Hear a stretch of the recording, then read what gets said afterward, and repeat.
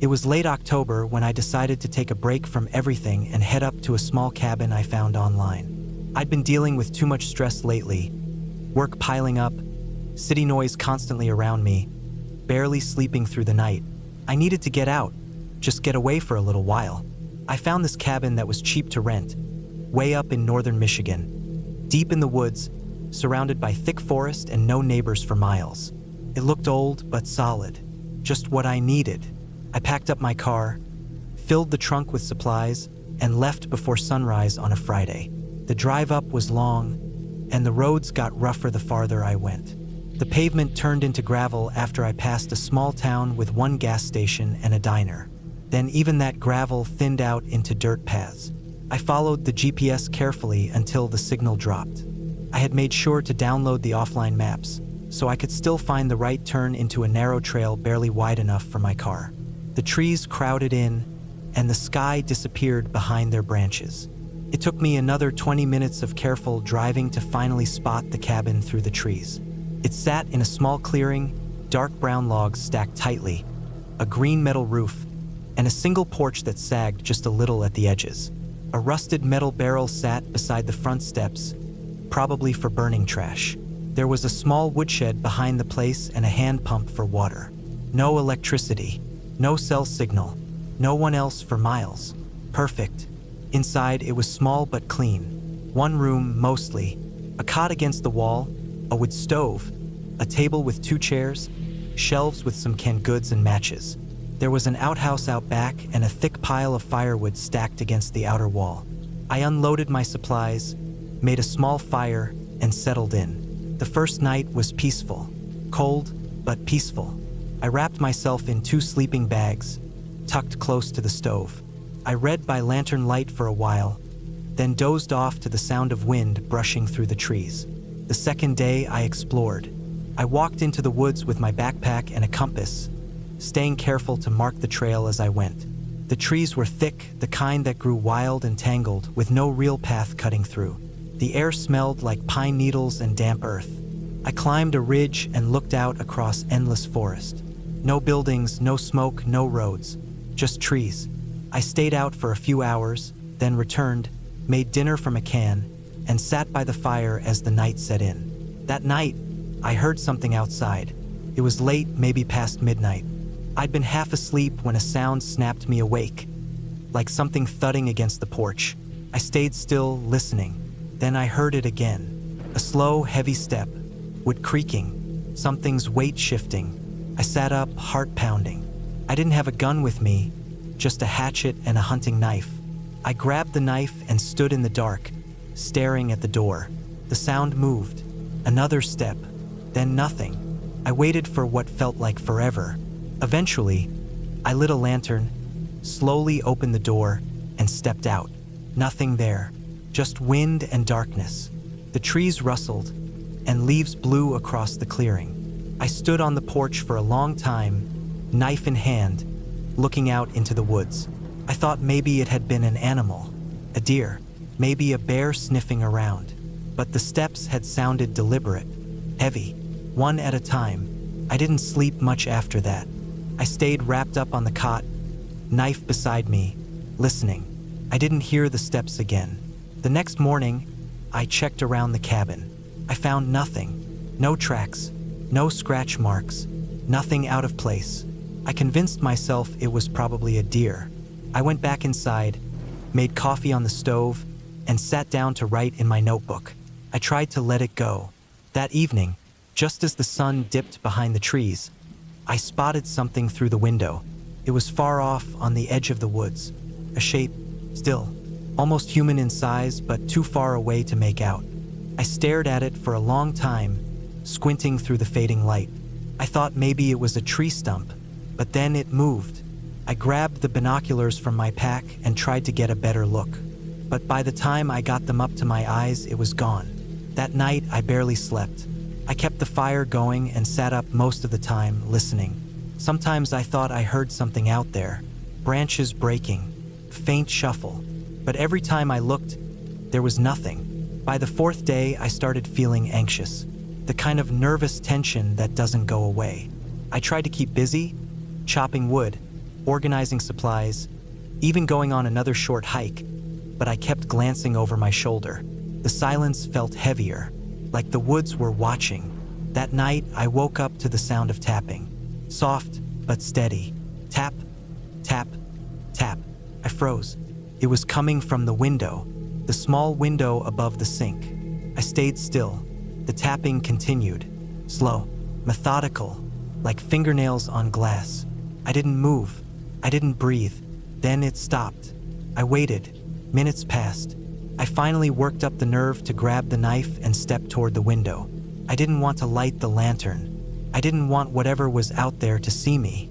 I leaned just slightly toward the glass and looked out. Nothing. I stayed up the rest of the night again. No more sounds, just wind. By morning, I had made up my mind. I was going to leave. I packed everything, took only what I needed and loaded the car fast. I was done. The peace I had come for was gone, replaced by a constant tightness in my chest.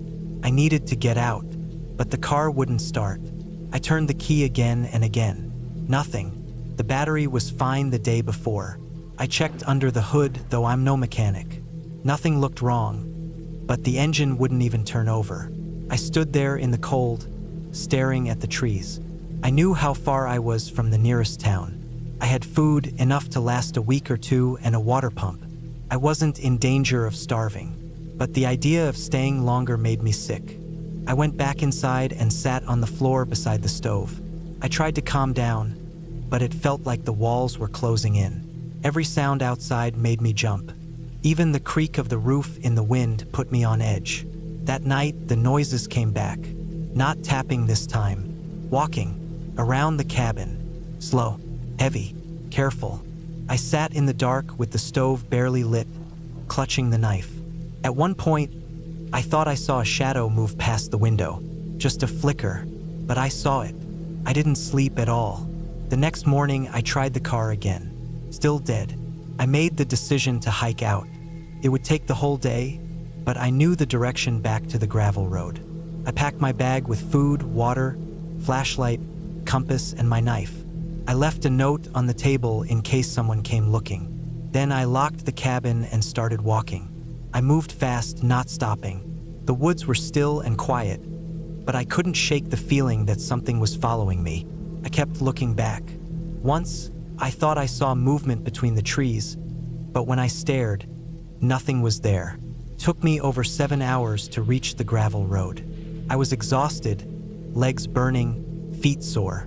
I had no cell service, but I followed the road back toward the town. Just before dark, a truck passed by, and I flagged it down. The man inside gave me a strange look when I told him where I had come from, but he didn't ask questions. He gave me a ride to town. The next day, I got a tow truck to bring my car back. When they checked it, the mechanic told me someone had tampered with the wires under the hood. Cut them clean. Not chewed. Not frayed. Cut. I didn't say anything. I just paid the bill, got in the car, and drove straight home. I never reported it. I never went back. I think about it sometimes, though. I wonder who or what was out there, watching, waiting. I don't know what they wanted. Maybe just to scare me. Maybe worse. All I know is I won't ever go back into those woods alone again.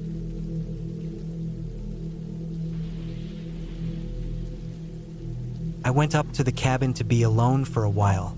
Things back home weren't going great. Work was a mess.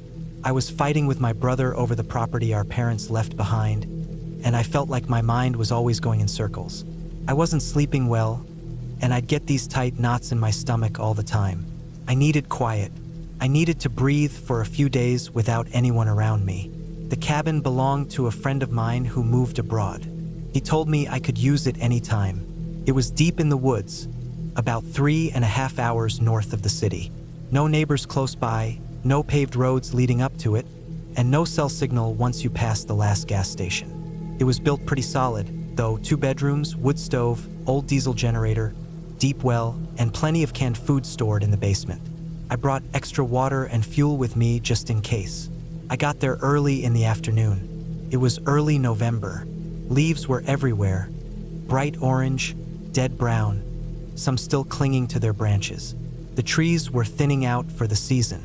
You could see through them better than in the summer, which made me feel both safer and more exposed at the same time. That part of the woods didn't get a lot of hikers or hunters. It was too far out and the trails weren't marked. That's why I picked it. I didn't want to see or hear anyone. The first day was quiet. I settled in, unpacked my gear, checked the generator, filled up the wood bin, and started a small fire inside. The place smelled like dry pine and a bit of mildew from sitting empty. I opened the windows for a few hours to let fresh air in. I walked a little bit around the perimeter with my boots crunching leaves underfoot. The silence was thick and calm. I liked it. That night I fell asleep fast. No city noise, no blinking lights, just the wind outside and the occasional creak of the cabin settling. I woke up once around 3 a.m. to pee and noticed how dark it was. The kind of dark where you can't even see your hand if you hold it up in front of you. I used a flashlight to get to the bathroom and went back to bed. The second day started off like the first. I made instant coffee, warmed a can of beans on the stove, and sat on the back deck with a blanket wrapped around my shoulders. I thought about maybe writing in a notebook or going for a long hike. Instead, I just sat there and watched the trees move in the wind. It was cold, but not bad. Felt good to just be still. Later in the afternoon, I chopped some wood. The sun sets early in November, so by around 5 p.m., it was already getting dark. I lit the oil lamps inside and made some ramen. I read a bit from a paperback I'd brought and then sat by the window for a while. I didn't notice anything strange at first, but just before I went to bed, I heard something outside. It wasn't loud, but it was enough to stop me mid-step. It sounded like footsteps, not heavy, not fast, just slow crunching over dry leaves. At first, I thought maybe it was a deer. They come close to cabins sometimes. But this didn't sound like the random pattern of an animal. It sounded paced, steady, like someone walking. I turned off the lamp nearest the window so I could see outside better, but I couldn't make out anything. I went and stood by the front door and looked out the peephole. Again, nothing, just trees and darkness. I went back and sat on the couch. I turned the lamp back on and picked up my book again, pretending to read, but I kept listening. I didn't hear anything else that night. I told myself it was probably nothing. Maybe a branch had fallen, or a raccoon had wandered nearby. I went to bed a little on edge, but I locked the doors and kept my flashlight within reach. The next morning, I walked around the cabin to see if I could find any tracks. The ground was covered in leaves, so it was hard to tell. Nothing stood out right away. No boot prints or drag marks. But behind the cabin, about 20 feet into the trees, I found something that made my chest feel tight. It was a cigarette butt, still fresh looking. It hadn't rained, and the paper wasn't soaked or sun-faded. It looked recent. That caught my attention because I don't smoke. And the friend who owned the cabin didn't either. I'd been the only person there for 2 days, and the butt hadn't been there when I first arrived. It wasn't like I panicked right away, but I definitely felt different after that. My calm slipped away. I kept looking around more than before. I locked the door even when I was inside. I left the lights on longer at night. I started sleeping with my boots on. On the 4th day, I saw something. It was around noon. I was on the back deck again, eating a granola bar and staring into the woods. I caught movement to my left, far off between the trees. First, I thought it was a deer again, but then I saw the outline of a person. They were just standing there, partially hidden behind a tree, facing my direction. I didn't move. I just stared. They didn't wave or call out or come any closer. They just stood there, half hidden. After maybe 10 seconds, they turned and walked back into the woods. Not fast, just turned and disappeared. I stood up and kept staring in that direction for a long time. I felt cold even though the sun was out. I thought about yelling, asking who it was, but something inside me told me not to. I didn't want to draw more attention to myself than I already had. I went back inside and locked the doors again. That night, I barely slept. Every noise made me sit up. I thought about leaving, packing everything up and driving back to the city. But I told myself I was overreacting. Maybe it was just a lost hiker. Maybe someone had wandered too far and didn't realize how close they were to the cabin. But then came the 5th day. I woke up to the sound of something knocking against the side of the cabin. Not pounding, not loud, just this light tap tap tap against the wooden wall. It was early, still dark out. I froze in bed and listened. The knocking came again, this time on the opposite side, like someone was slowly walking around the cabin, tapping as they moved. I grabbed the hunting knife I'd brought with me. My heart was racing. I moved to the living room as quietly as I could and looked out the window. Still pitch black. I didn't see anyone. When it got lighter, I finally went outside. I circled the whole cabin. That's when I found more cigarette butts. 4 of them this time. 1 at each corner of the cabin. As if someone had been circling the place, stopping to smoke at each edge. Now it felt personal. This wasn't just some lost hiker or hunter. This was someone deliberately watching the cabin, circling it, leaving small signs to let me know they'd been there. I stayed inside the rest of the day. I kept every light off. I moved furniture in front of the doors. I made sure the generator was still working and checked the gas levels. I packed a bag with the essentials, just in case I needed to leave fast. I kept the knife and flashlight on me at all times. That night, the tapping didn't come back, but something worse did. Around 2 a.m., I heard footsteps again. Slow, steady. They moved from the back of the cabin to the front. Then silence. Then a soft scraping noise, like metal against wood. I couldn't figure out where it was coming from. I turned off all the lights and stood by the window with the flashlight off. I strained my ears, trying to hear anything.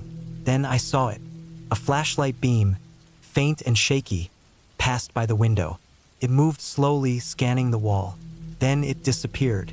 About 10 minutes later, I heard a car engine start somewhere in the distance. Not close, but not far either. The sound faded as it drove off down the trail. In the morning, I checked outside again.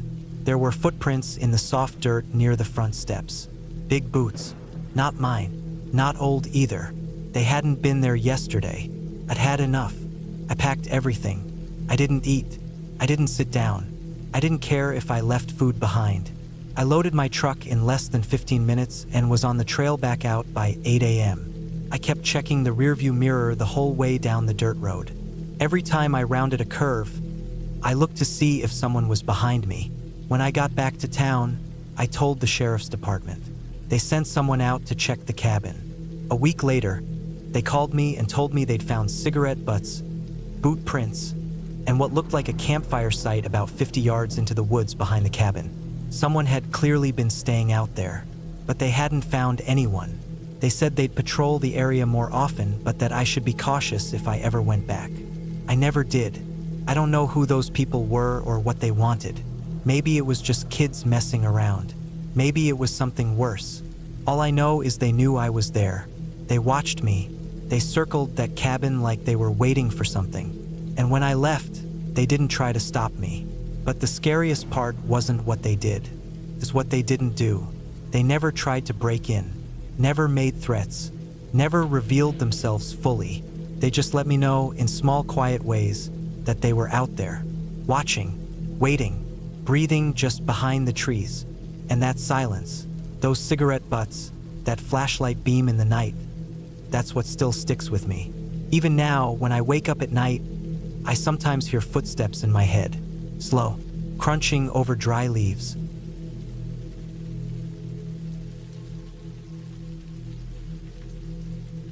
I've been working too much, long shifts, barely any sleep, barely any food that wasn't from a microwave. I was burned out and needed to disconnect. So I found a cabin. It wasn't in any of the well-known spots. It was deep in northern Idaho, tucked between forests and lakes, away from cell towers and everything else. The listing said it was basic, no internet, no service, no TV, just a wood stove, a cot, a table, a lockable door, and a view of the trees. That's all I wanted. I booked it for 5 days and left early one Friday morning in October. The drive was long, almost 10 hours from where I lived. The last 30 miles were on a dirt road filled with potholes. There were barely any signs. The further I drove, the thicker the trees got. Tall pines on both sides, shadows covering the road even during the day. My GPS stopped updating. I had written directions just in case. When I reached the final turn, a left at an old split rail fence, I knew I was close. The cabin was smaller than I expected. It was a single room, maybe 12 by 12 feet, with a rusty metal chimney sticking out of the roof. The wooden steps creaked when I stepped on them. The front door had a deadbolt and a handle lock. The wood siding was faded and looked weathered from years of snow and rain, but it felt solid enough. There were no neighbors, no sounds except wind and birds. It was exactly what I'd hoped for. Inside, it was simple. A cot on the left wall with a scratchy blanket. A small table by the single window. One chair. A metal stove in the far corner with a pile of chopped logs next to it. A few cooking utensils hung from nails. No electricity. There was a solar lantern hanging from a hook in the middle of the ceiling. The floorboards were uneven and groaned when I walked. There was an outhouse about 20 feet behind the cabin. I checked it too. Wooden, cold, smelled awful, but it would do. No water inside the cabin, but a blue barrel sat just off the porch with a spigot for washing. The owner had left a couple gallon jugs of drinking water inside. I spent that first evening unpacking, stacking my canned food on the shelf, setting up my sleeping bag on the cot, and getting the stove going. It got cold fast once the sun dipped. The wind sounded louder out there, like it had room to stretch its legs. I could hear every creak, every gust brushing through the trees. It felt different being so far from everything. I was used to the hum of traffic, the background buzz of a city. Out there, silence meant something. That night, I fell asleep early. It was quiet except for the soft cracking of the stove and an occasional thump from the wind. I woke up once during the night, maybe around 2 a.m. I heard something outside. It was probably an animal, just a dull thud followed by crunching leaves. I sat up and waited, listening. I didn't move. The sound didn't come back. I convinced myself it was a raccoon or something and went back to sleep. The next morning, I went for a walk around the area. No real trails, just thick woods and patches of uneven ground. The forest was beautiful. Tall trees, thick with needles, and soft moss growing in places where sunlight hit. I spent a few hours exploring and collecting small sticks to use as kindling. When I got back, I noticed something weird. The lock on the cabin door looked different. It was the same lock, but it looked like someone had wiped it. There were clean smudges on the handle, like someone had touched it with gloves. I hadn't noticed that before. I thought maybe I was just being paranoid. I hadn't locked the door while I was out, so it could have been anything. Wind brushing something against it, maybe even me touching it and forgetting. Still, I kept the door locked after that, even when I stepped out for a few minutes. That afternoon, I chopped a few small logs to keep the fire going through the night. I didn't bring a phone or laptop, just a notebook and some books. I read for a bit and watched the trees move in the wind. I remember feeling a weird kind of alertness, like I was waiting for something to happen even though everything looked normal. That night, I heard the same noise again. Around the same time, maybe 2:15 a.m. This time, it was clearer. There was movement just outside the cabin. Not big stomps, but steps. Slow, careful. I held my breath. It sounded like someone trying not to be heard. Then it stopped. Nothing for a few minutes. Then I heard one knock. Just one. A single knock on the front door. I didn't move. I sat frozen under the blanket, staring at the door. I didn't have a gun, just a small hatchet by the stove. I didn't get up. I didn't even breathe too loud. I sat like that for an hour, maybe more. Nothing else happened. No footsteps, no more knocking. I didn't sleep after that. In the morning, I opened the door and looked around. There were no footprints. The ground was covered in pine needles, so maybe it didn't show. Or maybe I had imagined it. I walked a short circle around the cabin, checking the trees, the outhouse, the firewood pile. Nothing out of place. But when I came back to the porch, I saw something else. A single nail. It was sticking out of one of the steps. It hadn't been there before. I would have noticed it was right where I placed my foot. It was old and slightly bent, like it had been pulled from wood and dropped there. I picked it up and put it on the table inside. That third day felt off. I stayed inside most of the time. I didn't want to wander far from the cabin. I didn't feel safe walking through the woods anymore. Every small sound outside made me flinch. A bird landing on the roof. a branch falling. I tried reading but couldn't focus. I kept checking the door, making sure it was locked. I moved the cot away from the window. I didn't like the idea of someone seeing me sleep from outside. That night, I barely slept at all. I kept the stove going low and sat in the chair wrapped in my sleeping bag. I must have dozed off at some point. When I woke up, the sun was just starting to rise. I got up and opened the door to get some fresh air, and then I saw it. A rope. It was hanging from a tree about 20 feet from the cabin, tied into a loop. Not a full noose, but a rough loop at the end like someone had been practicing or just playing around. I stood there for a long time staring at it.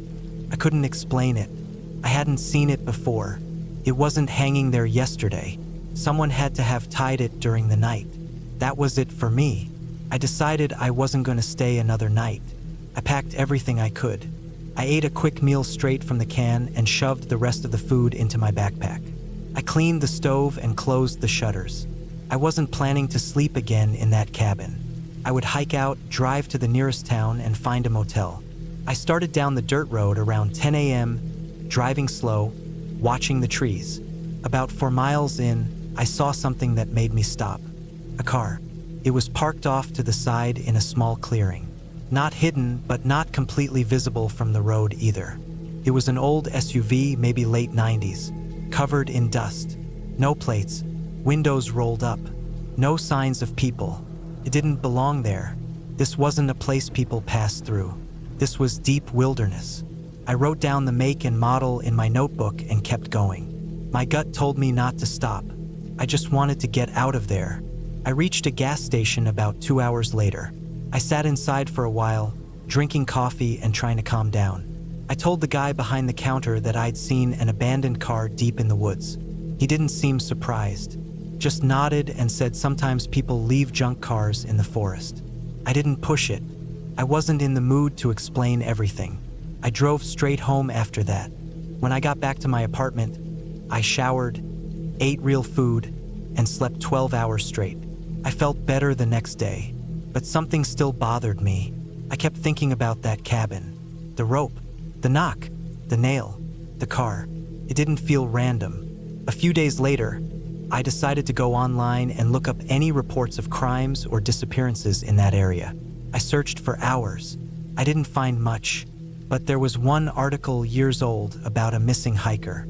The last place she was seen was a stretch of forest about 10 miles from the cabin.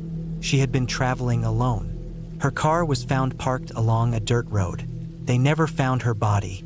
The picture in the article showed the car. It looked exactly like the SUV I saw. Same make, same color, same missing plates. I closed my laptop and sat still for a long time. I didn't want to think about what might have happened. I didn't want to picture someone living out there, watching people come and go, picking the ones alone. Quietly, I never went back to that cabin. I never contacted the owner. I never wrote a review. I threw away the notebook and deleted the listing from my email. But sometimes at night, I still think about that knock on the door, that single knock, and how quiet it was after.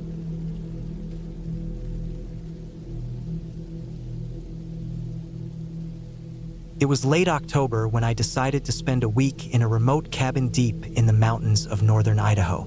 The idea had been sitting in the back of my mind for a while. A solo retreat to clear my head, get away from city life, and just be surrounded by nature. I found the place through a small ad on an old hiking forum. The owner didn't ask many questions. All they said was that it was far off-grid, had no running water or electricity, and that I should bring everything I needed. That was what I wanted. No people, no distractions, just isolation. The drive up was rough. It took nearly 6 hours from the nearest town, most of it through winding, narrow mountain roads. The last mile was a dirt path barely wide enough for my SUV, littered with rocks and fallen branches. I had to get out twice to move debris. There was no cell service for the last hour of the drive. I wasn't worried. I brought a Garmin GPS, a topographic map, and plenty of supplies, food, water, a satellite phone, and a rifle just in case. I'd spent months preparing for this. The cabin sat alone in a small clearing, surrounded by dense forest. It was made of thick logs with a steep roof and a single front porch. No other houses, roads, or signs of life were visible. The only sounds were the wind and the occasional rustle of animals in the brush. There was a small stream a few 100 feet away and a rusty axe wedged into a stump beside the woodpile. Inside, the place was exactly as the owner described, basic but sturdy. One main room, a small kitchen area with a wood-burning stove, a table, a single bed, and a loft that I didn't plan on using. The windows were covered with thick curtains, and the air smelled of wood, dust, and age. I unpacked, lit a fire in the stove, and settled in. The first 2 days were peaceful. I hiked during the day, following the rough trails that led into the forest. I saw deer, wild turkeys, and even a moose at one point. I cooked simple meals on the stove, read books by lantern light, and wrote in a journal I brought with me. At night, it got cold fast. I had to wear layers to sleep and keep the fire going. The silence at night was intense. No hum of traffic, no far-off voices. Just the cracking of the fire and the occasional screech of an owl. It was on the third night that I started feeling uneasy. I'd gone on a long hike that day, pushing further into the woods than I had before. I didn't see much wildlife. The forest felt different, quieter, stiller. I kept feeling like I was being watched, even though I didn't see anything. I chalked it up to being alone for too long. But when I got back to the cabin, I noticed something odd. The axe I'd left in the stump was gone. I checked around, thinking maybe it fell or rolled under something, but it was just gone. I stood there for a while, staring at the empty stump. My first thought was that someone else was around. Maybe a hunter, maybe someone who found the cabin. But I hadn't heard anything.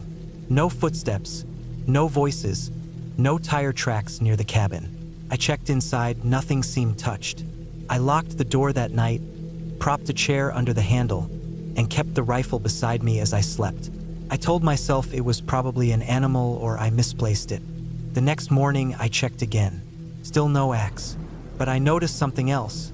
Boot prints near the back of the cabin. Not mine. These were wider and longer, like a man's, and they led around the back of the cabin toward the woods. They weren't deep, but the outline was clear enough in the damp ground. I followed them for a few feet before they faded away into the undergrowth. My heart was pounding. I walked the perimeter, checked the windows, and looked for any other signs. Nothing. I stayed close to the cabin that day. I didn't go hiking.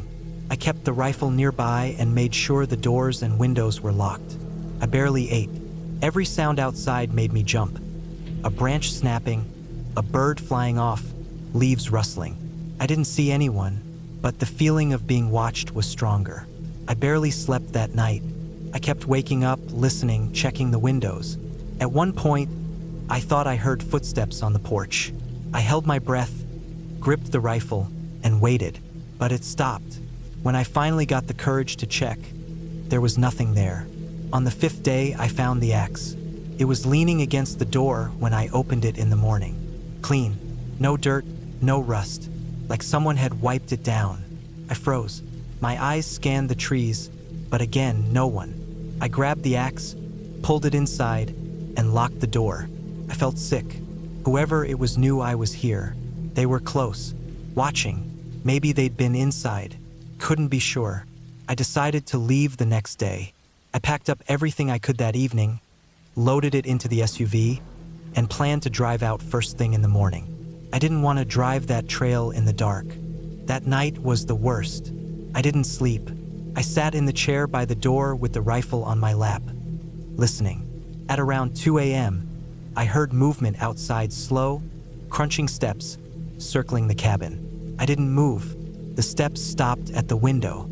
I could hear breathing, just breathing, then silence. I didn't open the curtains. I didn't want to see. I just sat there, heart pounding, sweat running down my face. I must have stayed that way for hours. When the sun finally rose, I forced myself to move. I checked outside. There were footprints again, circling the cabin. I didn't waste time. I got in the SUV and left. The drive down the mountain was tense. I kept checking the rearview mirror. I didn't see anyone. I didn't stop until I reached the town. I went straight to the sheriff's office and reported what happened. They sent someone up to check, but they didn't find anything. No signs of forced entry, no prints by the time they got there. They said it was probably a squatter or a hiker passing through. But I knew better. That person had been watching me for days. They were careful, patient. I never went back. I didn't even try to get my deposit back. I deleted the hiking forum account and burned the journal I wrote in. I kept the rifle close for months afterward. Even now, in the safety of my apartment, I still think about that night. About the axe leaning against the door, the breathing outside the window, the silent footsteps. Whoever it was, they weren't just passing through. They were waiting.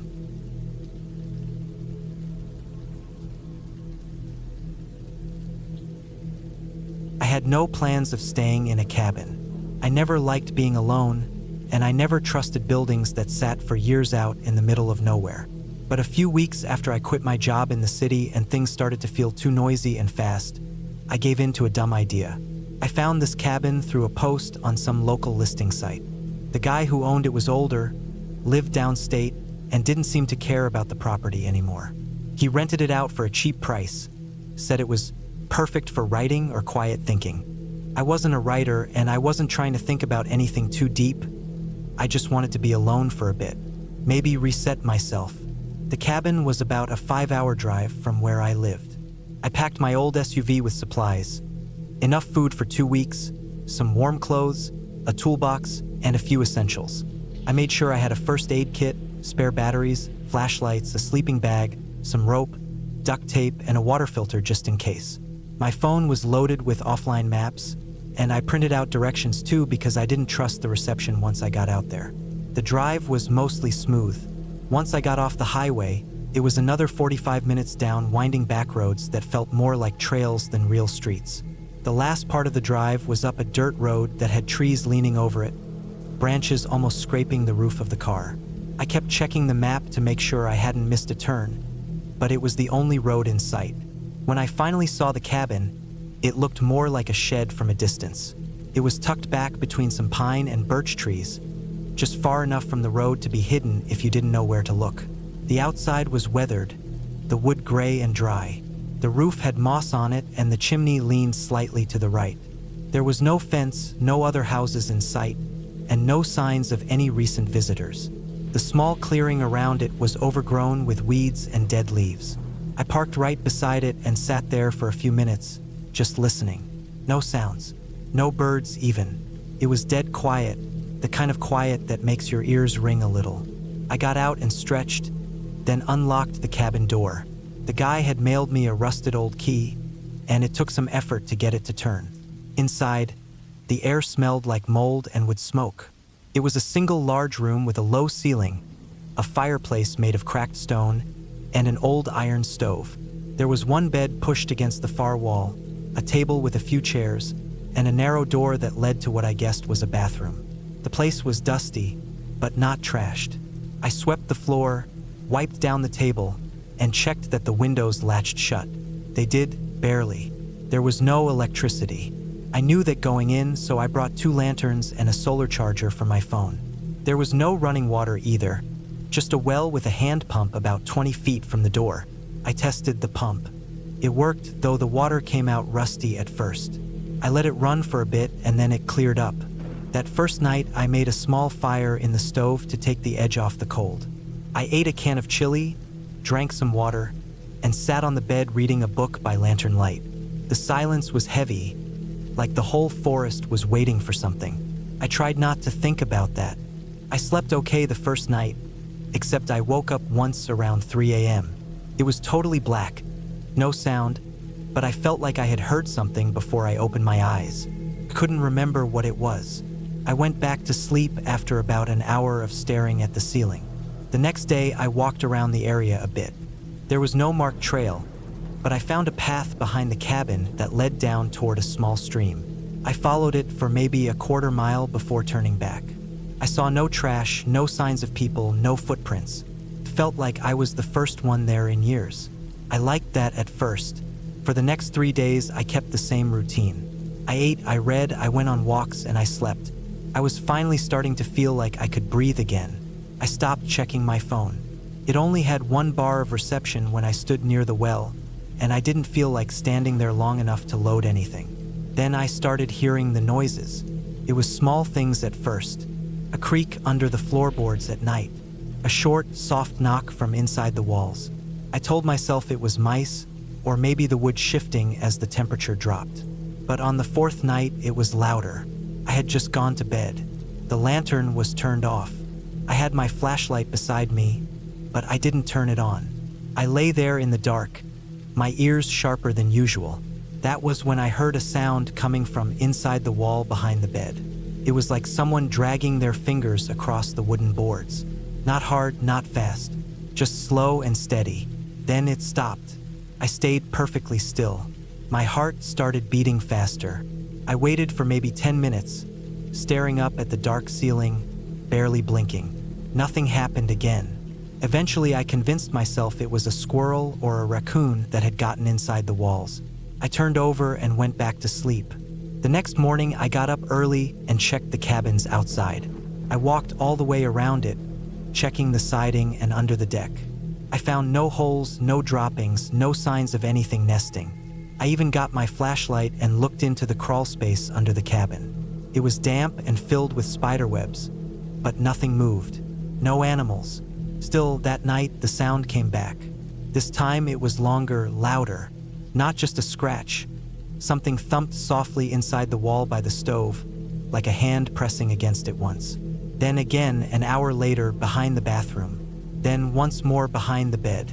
Always in different places. The fifth night was the worst. I was wide awake when it started. I had the lantern on low, trying to stay calm. Around 2:30 a.m., I heard a thump directly under the bed. Not beside it. Not behind it. Under it. I jumped up and turned on the flashlight. Nothing. I got down on the floor and looked underneath. Just dust and a few dead bugs. No trapdoor, no loose floorboards, nothing strange. But I couldn't sleep after that. In the morning, I grabbed my toolbox and went outside again. I knocked on the walls, listened. Then I took out my screwdriver and started unscrewing the inside paneling near the stove. I wanted to see into the walls. The boards were thick and brittle. I got 2 panels off and shined my light into the space between. It was just empty space, maybe 6 inches deep. No animal could crawl in there. That made me feel worse. I spent the rest of the day thinking of leaving. I knew the car was still parked right outside. I could pack up and be gone by afternoon. But something about that felt wrong, too. I had spent money on the place. I had food, and nothing actually happened yet. It was just sounds. Strange ones, sure, but still just sounds. The 6th night, I didn't sleep at all. I sat in the chair with the flashlight in my lap. I waited. Around 1 a.m., the noise started again. This time I noticed something I hadn't before. The sound had weight, like there was a body on the other side. I heard a bump along the back wall, followed by the soft sound of sliding, like skin against wood. Then the smell started. It was faint, but it came in waves. Something sour, like sweat and rot mixed together. I stood up and held the light to the back wall, even pressed my ear against it. I heard nothing right then, but the smell stayed. That morning I started packing. I didn't care anymore. I threw my bag in the car and locked the cabin behind me. I was about to get in when I noticed something strange about the ground near the back wall. The weeds there were pushed flat, like someone had laid there. I crouched down and moved some leaves away. Underneath, I saw what looked like an old wooden hatch, the kind you might use to get under a house or into a root cellar. I stared at it for a long time. My hand hovered over the handle. Then I went back into the cabin, grabbed the crowbar from the toolbox, and returned to the hatch. I pried it open. It led down into a small, shallow pit, maybe 4 feet deep.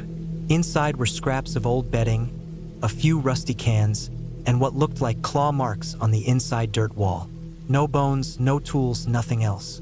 But it had been used. Not by an animal, by a person. That was enough. I shut the hatch and placed 2 heavy stones on top. Then I got in my car and drove away without looking back. I didn't stop until I reached a gas station 2 hours later. I sat there for a long time, engine running, not saying a word. I called the man who rented me the place when I got home. I told him I heard strange noises and found a hidden pit under the cabin. He didn't say much, just apologized and said he'd look into it. A week later, the listing was gone. I don't know who lived in that hole. I don't know if they were still there when I was. I don't even want to know. But I know what I heard. I know what I smelled. And I know the feeling I had every night in that cabin wasn't just fear. It was someone watching me. I never went back. I never stayed alone in a place like that again. And I never ignored strange sounds in the walls.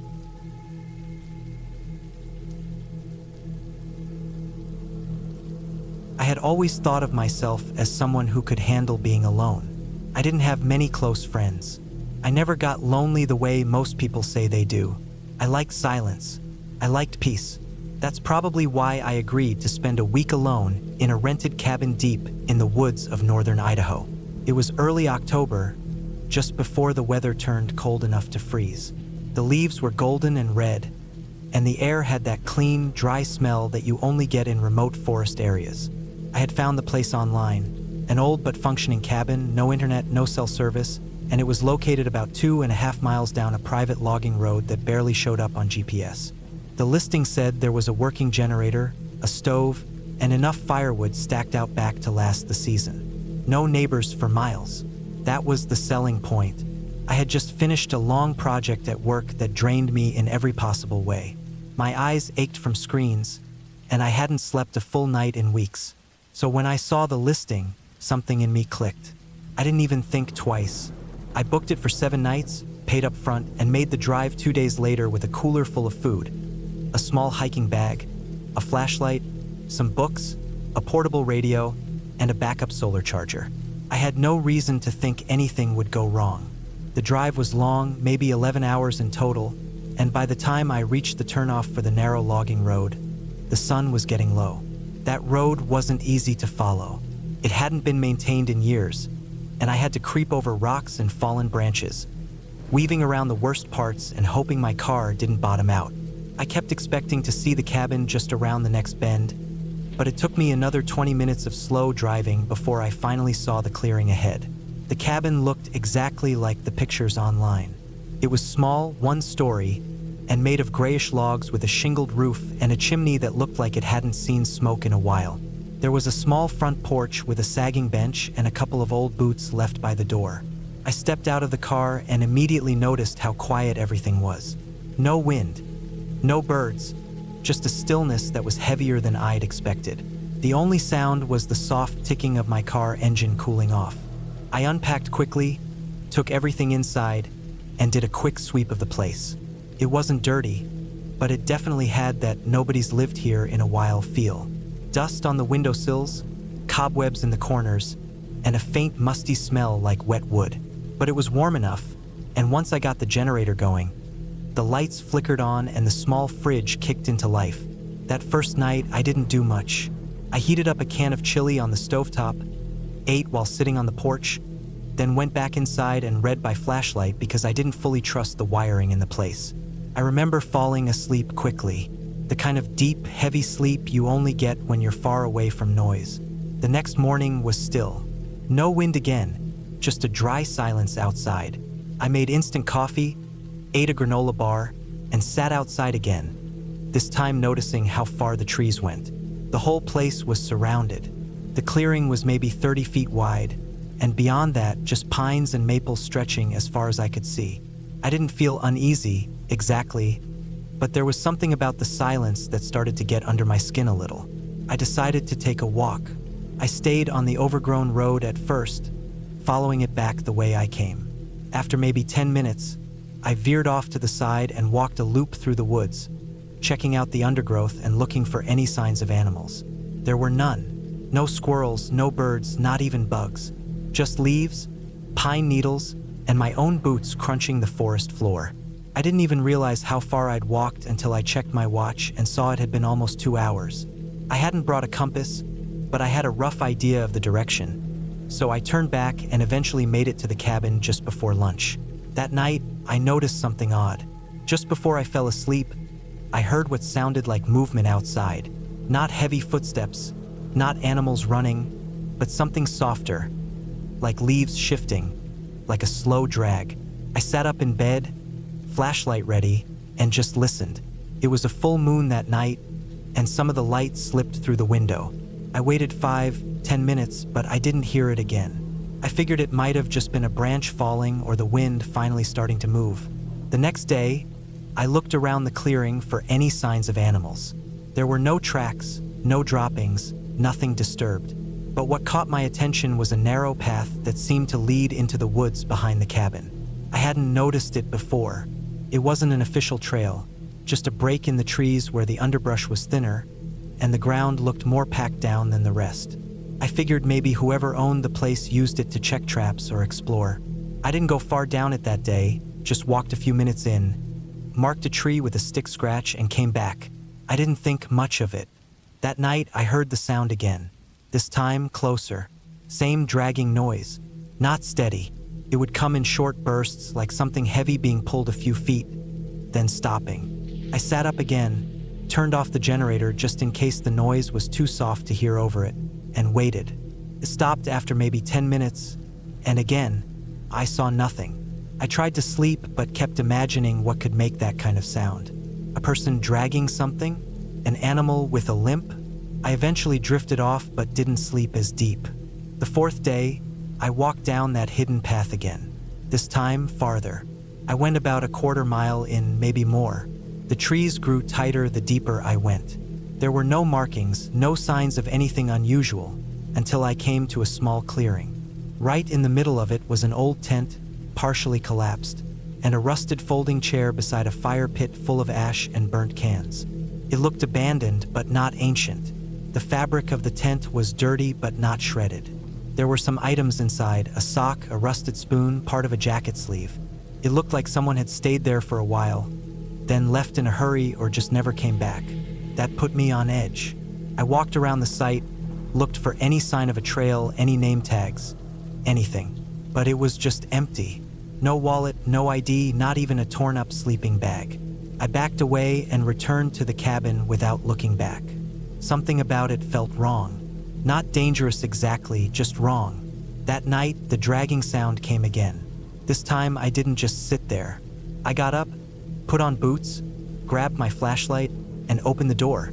It was freezing outside, and the beam from the light cut through the trees ahead. I scanned the porch, the clearing, the edge of the forest.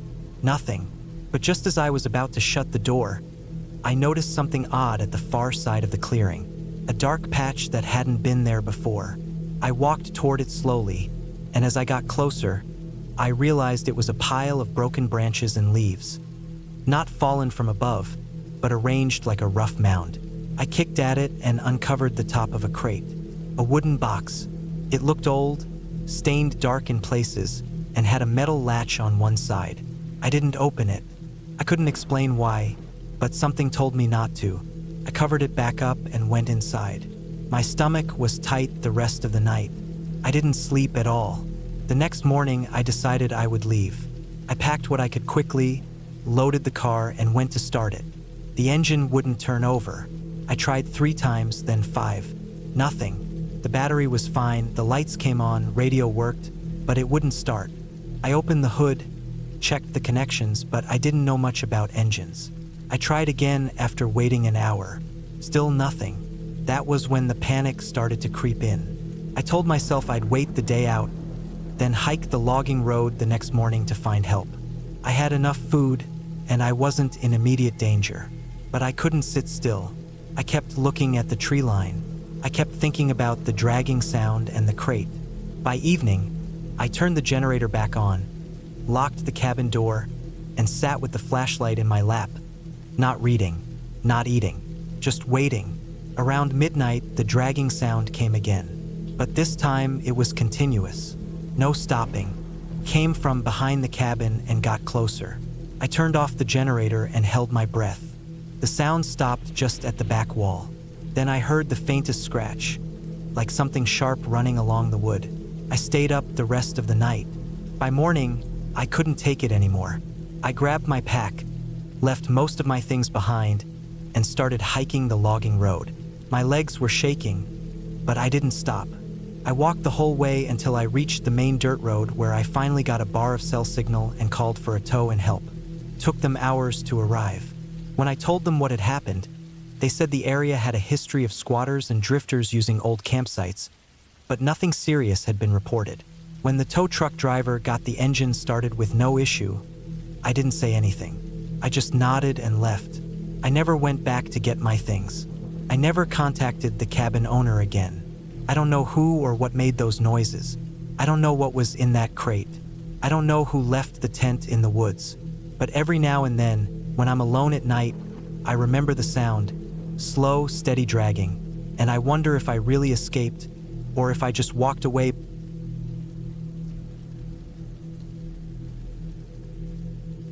I booked the cabin thinking I just needed space. Not for any big reason, not because something terrible happened in my life or because I was trying to escape anything major. I was just tired of city noise, of screens, of neighbors, of buses screeching past at 6 in the morning. I work remotely, so I thought I'd try living alone in the woods for a couple weeks.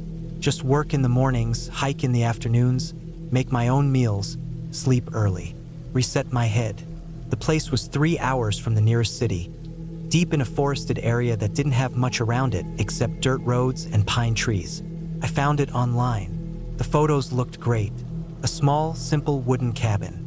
1 bedroom, 1 bathroom, a little kitchen, a fire pit outside, and a wraparound porch with a railing. There was a generator, a well, and just enough cell signal to check emails if I stood by the window. The owner left a note inside with a basic map showing a creek behind the woods and a longer trail leading to a nearby hill. I drove up in the afternoon, right around the time the sun started to slide down behind the trees. The drive was long and quiet, and the further I went, the less pavement there was. Eventually, it was just my car rumbling down gravel. When I arrived, I felt calm. Everything was so still. No cars, no sounds except the breeze and the birds. I parked beside the cabin and unloaded my stuff. Groceries, laptop, sleeping bag just in case the blankets were thin, and a few tools. I always bring a small toolkit when I go anywhere remote, along with a knife and a heavy-duty flashlight. Inside the cabin, everything was as expected. Clean enough, smelled like wood and old dust. There was no thermostat or heater, just a small wood stove in the corner. I unpacked, set up my laptop at the small table near the window, and took a walk around before it got too dark. The forest around the cabin was dense.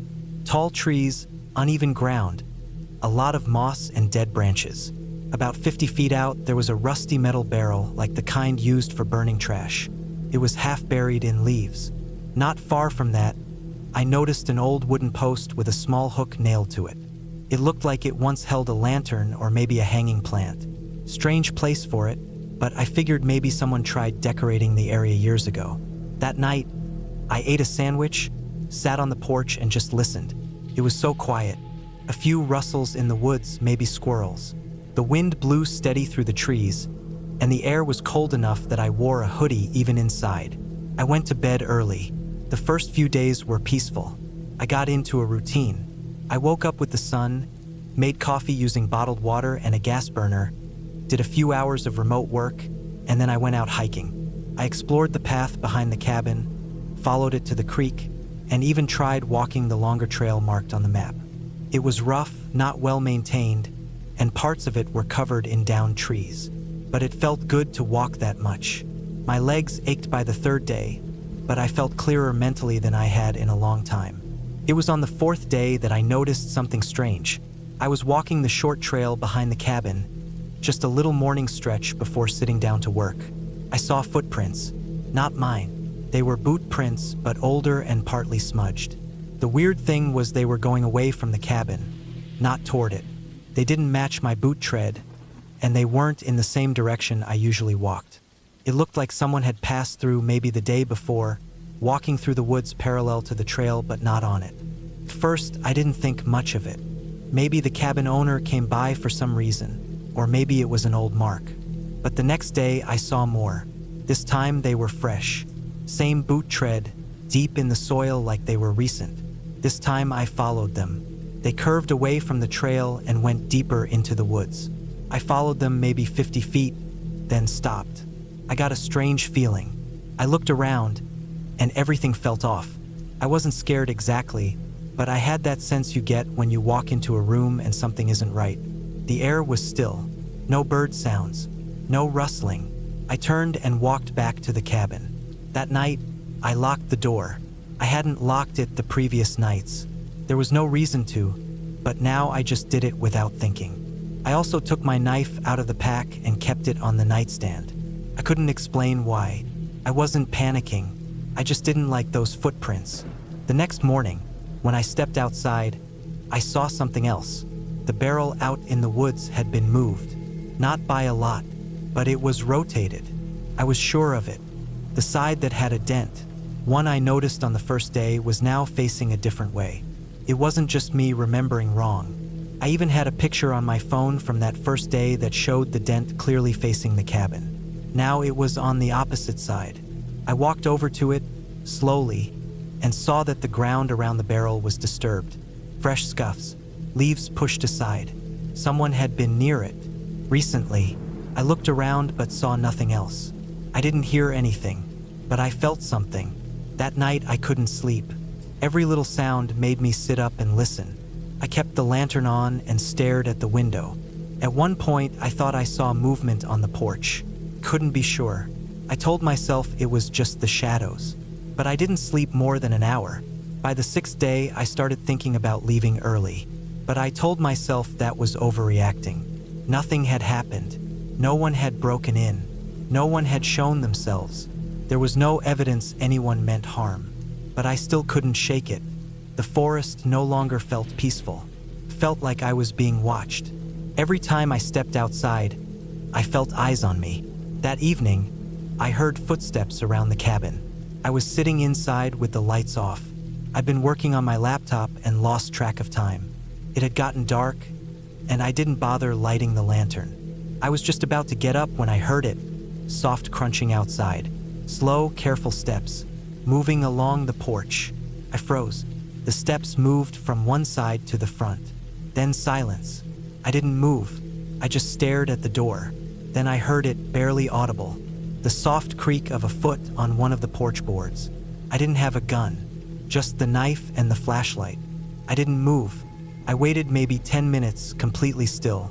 Then I heard the steps again, moving away this time, fading into the trees. That night, I didn't sleep at all. The next morning, I checked the porch. There were footprints, the same boot tread, clearer now. They went from the side of the cabin across the front porch and then back the way they came. No attempt to open the door, but they'd stood right in front of it, maybe a few feet away. I packed my stuff that day, threw everything back into the car. I was supposed to stay another week, but I didn't care. I just wanted out. Before I left, I walked behind the cabin to get rid of my trash bags. There was a small bin where the owner said to leave garbage for pickup. That's when I saw it. A small pile of bones, right at the edge of the woods. Not buried, just placed in a pile. Small animal bones, maybe squirrel or rabbit. Some stripped clean, others still with bits of fur. Arranged almost neatly, like someone had taken the time to put them there. Not a predator's kill. Persons. I stared at it for a while, then backed away. As I was getting into my car, I looked toward the woods one last time. Just before I shut the door, I saw something. A shape partly hidden behind a tree. Not a deer, not an animal. Person, standing still, watching. I didn't wait. I turned the key, backed up fast, and drove the hell out of there. Took me a while to calm down. I didn't stop until I reached a gas station an hour away. I sat there for a long time. I wanted to tell someone, maybe the police, but what would I say? That someone stood on my porch? That a barrel moved? That I saw bones and a person in the woods? None of that was illegal, just strange. I drove home and didn't talk about it to anyone. Weeks passed. I kept checking the listing for the cabin. It was still up, still available for rent. Same pictures, same owner. I didn't leave a review, but I saved the listing. Sometimes I check it late at night, just to see if anyone else left a review like mine. They haven't. I don't know who was out there. I don't know what they wanted. They didn't try to hurt me. They didn't break in. But they watched. They moved things. They crept around at night. And they wanted me to know they were there. And I think if I had stayed one more night, they would have done more than just watch.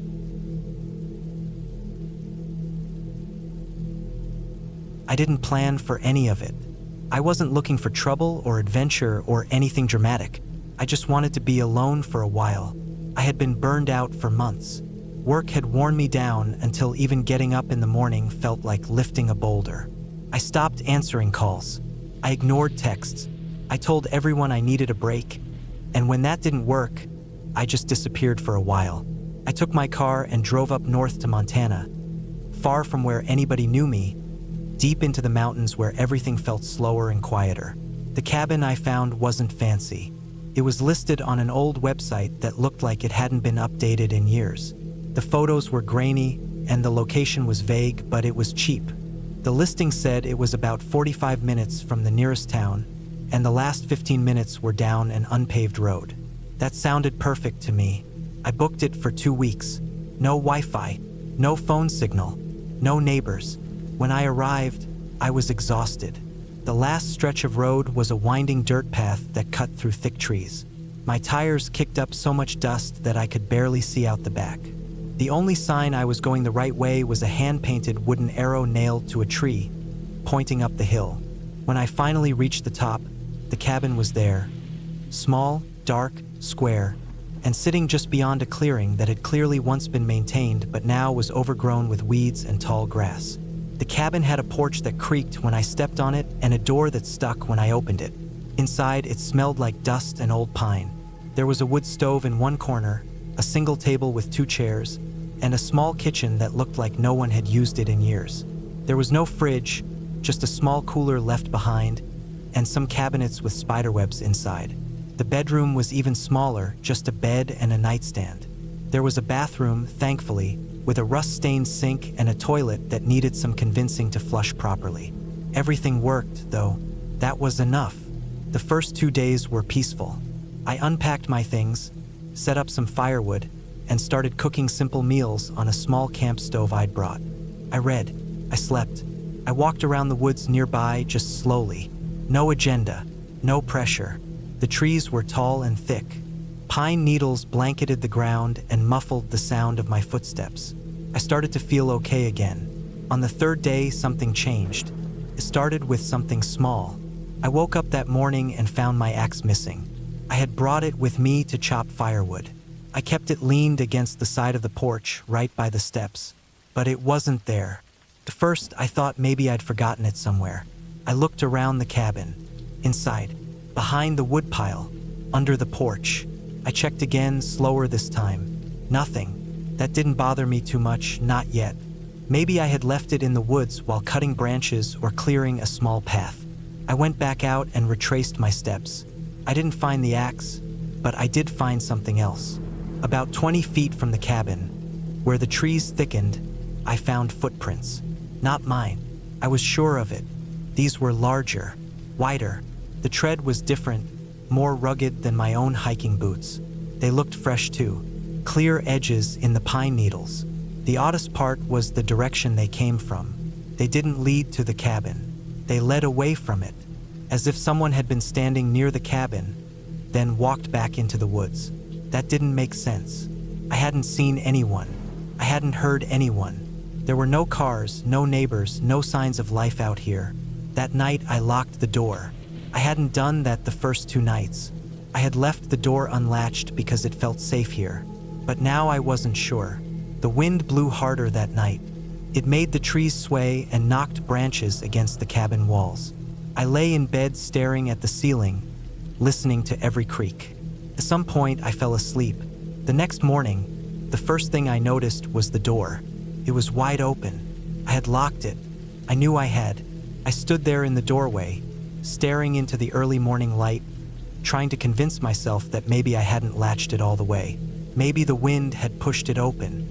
But that didn't explain the scratches. 3 of them, parallel, about 2 feet from the bottom of the doorframe, deep and fresh. The wood around them was splintered, and the scratches cut through the old paint like it had been done with a blade or a claw. But there were no animals around big enough to do that. No signs of bears, no tracks, nothing disturbed. I wanted to leave, but I had no real reason to. Not yet. Nothing had happened, not really. It was just weird, a little too weird. I stayed. That day, I carried my hunting knife with me.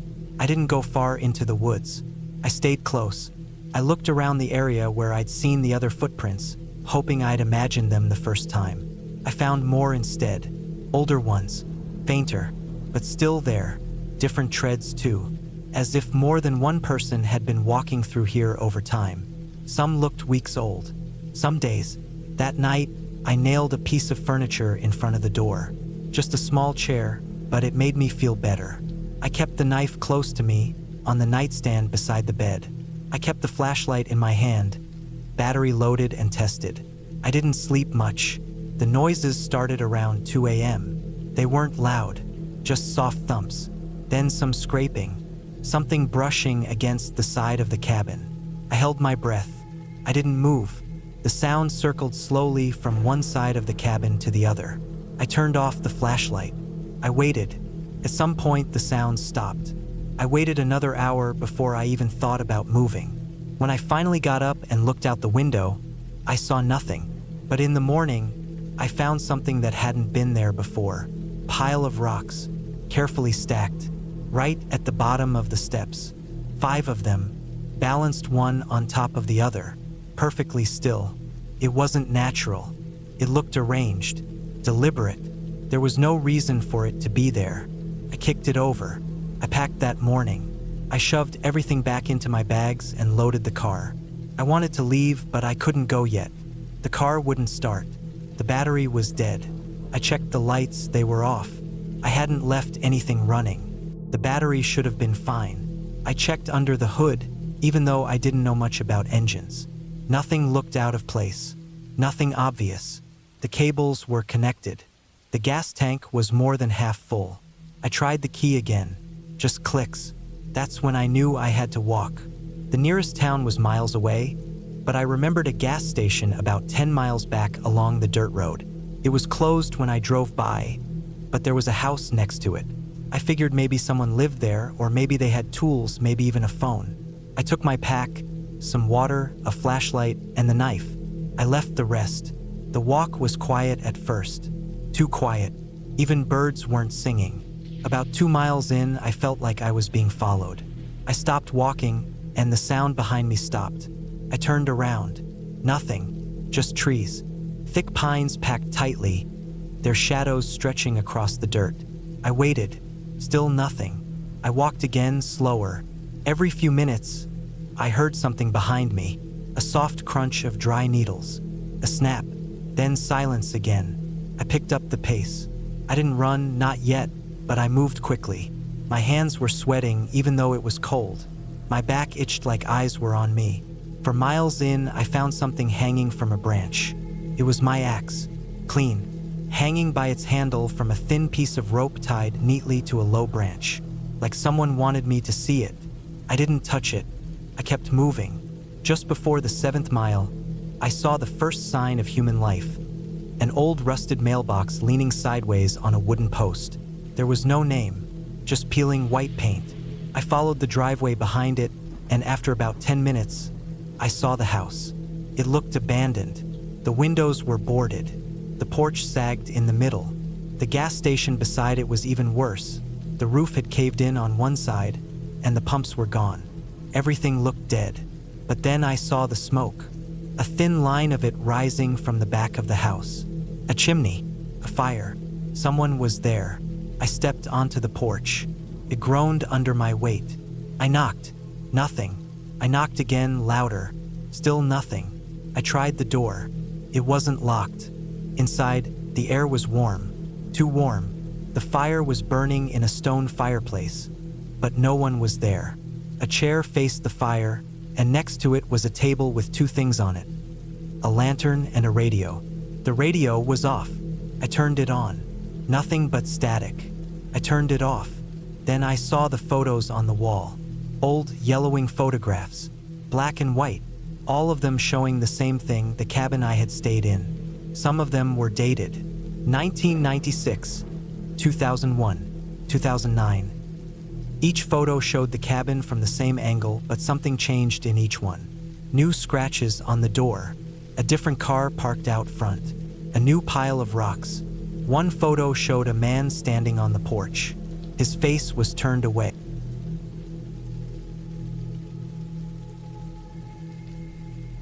I had been working without any long breaks for nearly 8 months straight. The kind of work that eats at your head more than your body. Most of it was on screens, spreadsheets, reports, and constant messages. Even when I wasn't working, my phone buzzed. People asked for things, expected replies, sent files, reminders, problems. I knew I needed a break when I started waking up tired every morning, even after sleeping 8 or 9 hours. Food had lost taste. I stopped feeling hungry or full. Everything just felt blank. One night, I stayed up scrolling through rentals on my laptop. I didn't want a hotel. I didn't want to be around people. I wanted to be somewhere quiet, somewhere far, where my phone would lose signal and no one could call. A cabin in the woods, maybe. No neighbors, no internet, just trees and quiet. I filtered the listings by remote locations, and after about an hour, I found one. It wasn't fancy. It was a small wooden cabin near a forested lake about 4 hours from where I lived. The photos showed a single bedroom, a small kitchen, a bathroom with a standing shower, and a porch that looked out into thick woods. There was no TV, no internet, no visible power lines. The listing said there was solar backup for basic electricity, lights, charging phones, and a mini fridge, but not much else. That sounded perfect. The owner had good reviews, and the listing said check-in was simple. The keys were left in a box on the porch, and I'd get the code a day before. I booked it for 5 nights. I packed enough food, water, and clothes for the whole stay. I brought a small cooler for perishables, a flashlight, a book I'd been trying to finish for months, and a first aid kit just in case. I also packed a knife, not for cooking, but because I figured being alone in the woods with no phone signal meant it was better to have one. I left on a Monday morning. The drive started smooth but got narrower and rougher the deeper I went. I passed through small towns, then patches of farms, then long stretches of forest road where I didn't see a single car for miles. After a while, the paved road ended and turned into gravel. The map still showed the way, but I had no signal anymore. The road twisted through trees and climbed small hills. I drove slowly.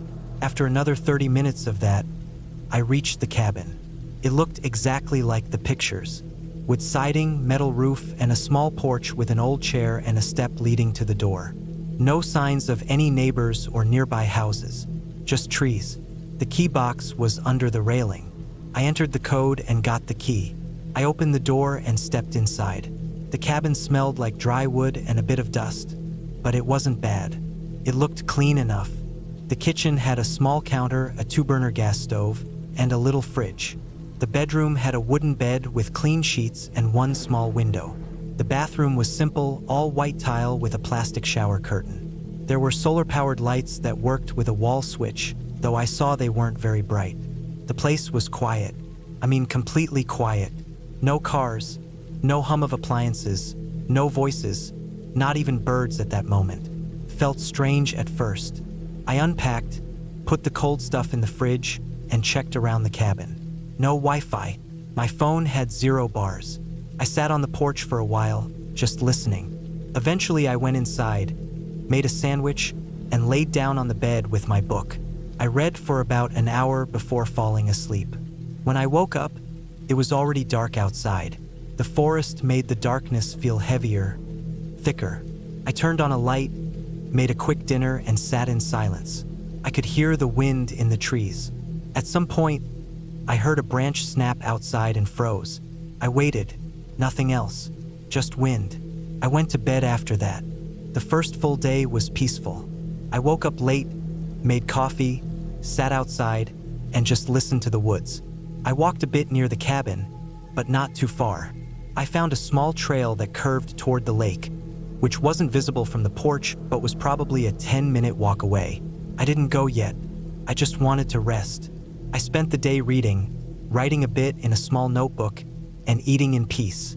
It felt good to not hear notifications or voices.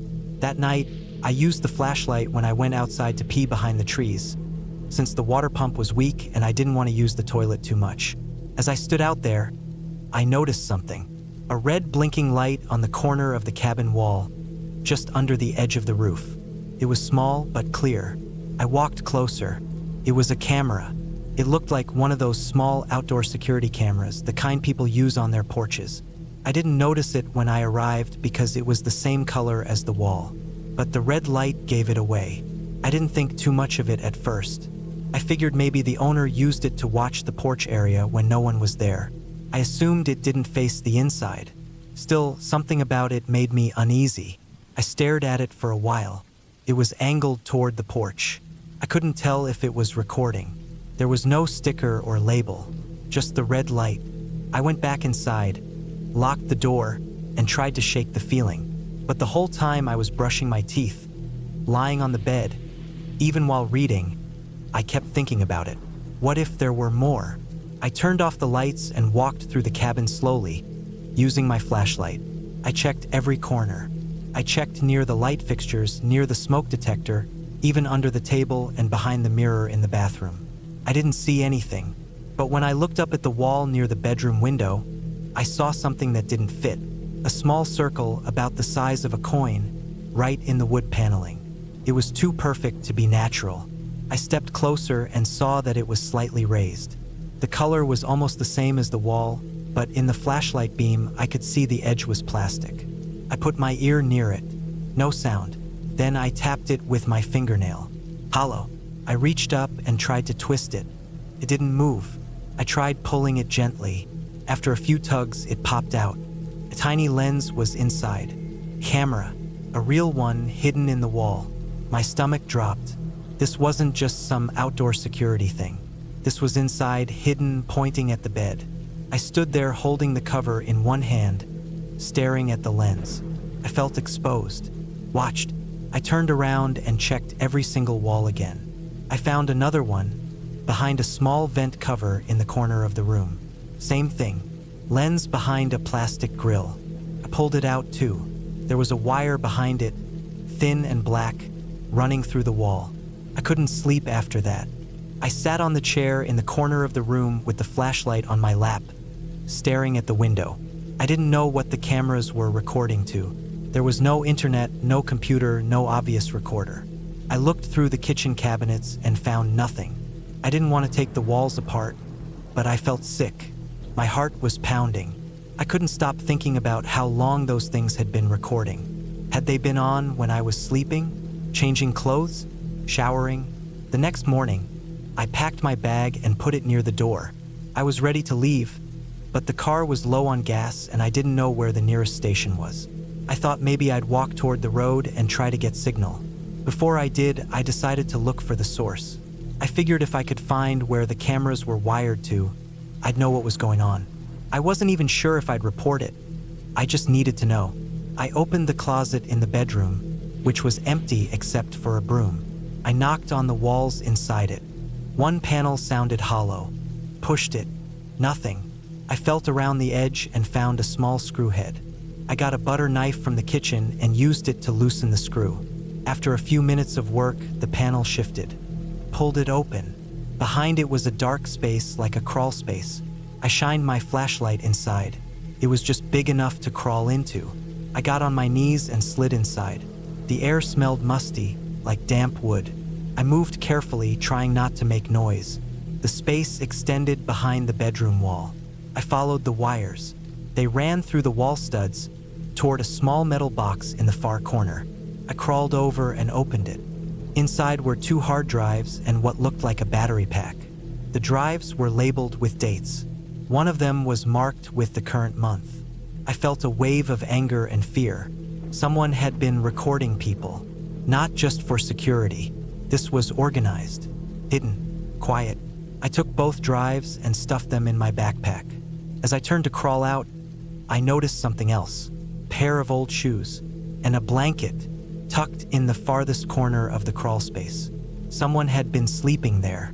Recently, the blanket was crumpled, but not dusty. The shoes looked used. There was also an empty water bottle and a protein bar wrapper. I felt cold all over. Someone had been living behind the walls. I backed out slowly, heart racing. I stood up and slammed the panel shut, then pulled a chair in front of it. I didn't know what to do. My hands were shaking. I grabbed my bag, locked the cabin door behind me, and ran to the car. I started the engine and backed out fast. But I didn't get far. About half a mile down the gravel road, I saw a truck parked across the... I was already feeling burned out when I left the city that week. The pressure at work had been building up for months. I was behind on everything. My boss kept emailing at odd hours, and I couldn't remember the last time I'd slept through the night. I needed a break. Not a fancy vacation, just time alone, far from noise, deadlines, and buildings that pressed up against each other like they were suffocating. So I booked a cabin deep in the woods of northern Montana. It wasn't a resort kind of place, no nearby restaurants or stores. It was just a simple wooden cabin, barely advertised online, managed by an old couple who rarely checked emails. They only listed it on one outdated travel site. That's exactly what I wanted. The photos showed a small log cabin, single room, with a front porch and a view of trees that stretched forever. The listing said no Wi-Fi, no cell service, no electricity. It had an old generator for lights and a propane tank for cooking. There was an outhouse a few yards away. I'd be alone, truly alone, for at least a week. That was the point. I left the city at 5 a.m. on a Tuesday, planning to beat traffic and reach the cabin before sunset. My backpack was full, mostly dry food, a few tools, 2 power banks, a flashlight, a first aid kit, a knife, and a revolver I kept for emergencies, which I hadn't used in years. I also brought a paperback and a journal, hoping to read and write in the quiet. The drive was smooth until the final stretch. The paved roads turned to gravel, and the gravel turned to dirt paths barely wide enough for one car. I stopped once to check the directions on my printed map since GPS had died about an hour earlier. The last part of the road was narrow and bumpy. Trees leaned in from both sides, and I had to slow to a crawl, worrying about the undercarriage of my car. It was late afternoon when I finally saw the clearing, the cabin sitting there like it had always been part of the woods. I parked off to the side where the grass had been flattened by earlier visitors. The cabin looked like the pictures, maybe a little more weathered. The wood was dark and the windows small. One window had a cracked pane. I saw a rusted old chair on the porch and a beat-up axe leaning against the wall. The forest around it was dense, but not threatening, just quiet. Inside, it was exactly what I expected. 4 walls, a cot with a thin mattress, a wooden table, 2 chairs, a small counter with an old propane stove, and a shelf with some canned food and matches. The floor creaked as I walked. Dust swirled around in the light that came through the window. I opened the windows first to let the air in, then stepped back outside to walk the area and get familiar with it. The outhouse was maybe 30 steps away from the back of the cabin. It leaned slightly to one side. The inside smelled terrible, but it was what it was. There was a path behind it that looked like it led deeper into the woods. It wasn't marked, just slightly trampled grass, probably made by animals or past visitors who wandered off. I didn't plan on using it. I wasn't here to hike. By nightfall, I had everything set up. I started the generator and got one dull light bulb to work. It hummed like a distant lawnmower. I heated a can of soup, ate it at the table, and went to bed early. The cot was stiff and loud with every movement, but I fell asleep fast, listening to the distant sound of wind through trees. I woke up once in the night, not to any noise, just a weird feeling that I wasn't alone. I sat up, looked around, but nothing was out of place. I checked the door. It was still locked.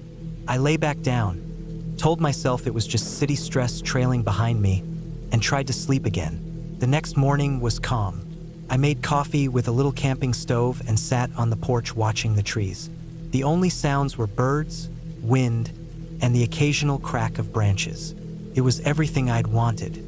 I spent the day walking around the cabin, cleaning it up a little, checking the generator, reading my book, and writing in my journal. It was peaceful.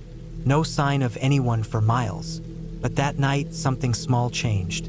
When I came back from the outhouse, the door to the cabin was slightly open. I knew I had shut it. I was sure. The wind wasn't strong enough to push it open. It wasn't even windy. I stood there for a second, staring at the gap, trying to explain it. Maybe I hadn't latched it properly. That made sense. pushed it open and stepped inside. Nothing looked touched. I checked my bag, the food, the window. All the same. Still, I kept the knife beside my cot that night. I didn't sleep as easily. I kept listening, eyes open, staring at the ceiling. The trees made noise, sometimes sounding like voices when the wind moved right. The next morning, I found footprints. Not shoe prints, not boots like mine, bare feet. In the dirt near the side of the cabin, close to the window. They weren't animal tracks. They were human. The toes were clear. I bent down, trying to figure it out, but there were only 3 prints. Just 3, like someone had stepped out, paused, and then disappeared. My throat tightened a bit. I walked the area. Nothing. I looked toward the tree line and waited. No movement. I told myself maybe I made them yesterday, though I'd worn boots the whole time. I tried to let it go. That day, I didn't relax. I kept looking over my shoulder. When I sat on the porch, I faced the woods. When I cooked, I left the door open to hear better. At night, I didn't go to the outhouse. I stayed inside, locked the door, and kept the knife in one hand under the blanket. In the middle of the night, the generator shut off. The light died. I heard something outside. Footsteps, slow, crunching over dry leaves, moving in a circle around the cabin. I didn't move. I just lay there, eyes wide open, breathing through my nose to stay quiet. The sound stopped, then started again on the other side of the wall. Closer this time. I sat up, the knife still in my hand. I didn't dare stand. I just waited. There was a soft knock on the window. I didn't look. I didn't speak. I waited for it to happen again. But it didn't. After a few minutes, the footsteps moved away. I heard them fading into the woods. I stayed awake till dawn. When the sun came up, I stepped outside. Every part of me was tense. There were more footprints. Around the cabin, near the porch, near the window. Still barefoot. Whoever it was had walked right up to every side of the cabin, even the back. I walked into the trees, following the direction they went. But they disappeared within 20 yards. Just gone. The forest swallowed them. I packed my things. I knew I had 3 more days left, but I was done. Something wasn't right. I turned off the propane tank, shut the windows, and loaded the car fast. I got in and started the engine, but I didn't drive. I stared at the woods in front of me. I realized I hadn't seen another soul in days. No planes in the sky, no other cabins, no trails, no people. If something happened to me out here, no one would know. No one would find me. I backed the car up, turned around, and started driving out the way I came. I didn't stop even when the path got rough. I bounced over rocks and kept going. After about 20 minutes of slow driving, I saw something that made me slam on the brakes. A second cabin. It wasn't supposed to be there. It was older, smaller, almost hidden by the trees. The door was half open. There was no porch. The roof sagged, and one side looked like it had collapsed. I sat there, staring at it. My first thought was, maybe that's where the person came from. Maybe it's another rental and someone didn't check out. But it looked abandoned. Still, I had to know. I left the car running, took the knife again, and walked slowly to the door. The air smelled thick like mold and rot. I stepped up to the doorway and peeked in. Inside was a cot, a broken table, and a chair turned on its side. Everything was covered in dust. There was something on the table, a book, a journal. Picked it up and opened it. The first page was blank. The second had writing. I flipped through. Every page was filled with the same messy handwriting. It was hard to read, but I saw dates. Old ones. 2-3 years ago. I started skimming. Asterisk. He watches from the trees. Asterisk. Asterisk. I heard him again. No footsteps this time. Just breathing. Asterisk. Asterisk. I moved cabins, but he still found me. Asterisk. I stopped reading. My hands were shaking. I flipped to the last page. Asterisk, if you found this, leave now. You're not the first. He waits. He watches. He doesn't stop. Asterisk. I dropped the journal and ran back to the car. I didn't stop driving until I was back on a real road. I didn't look in the mirror. I didn't eat. I just drove until I found a gas station, called a friend, and told them I'd cut my trip short. I didn't tell them why. Back home, I couldn't sleep for weeks. I kept thinking about those footprints, that knock on the window, that journal. And the worst part, the last page wasn't dusty. The rest of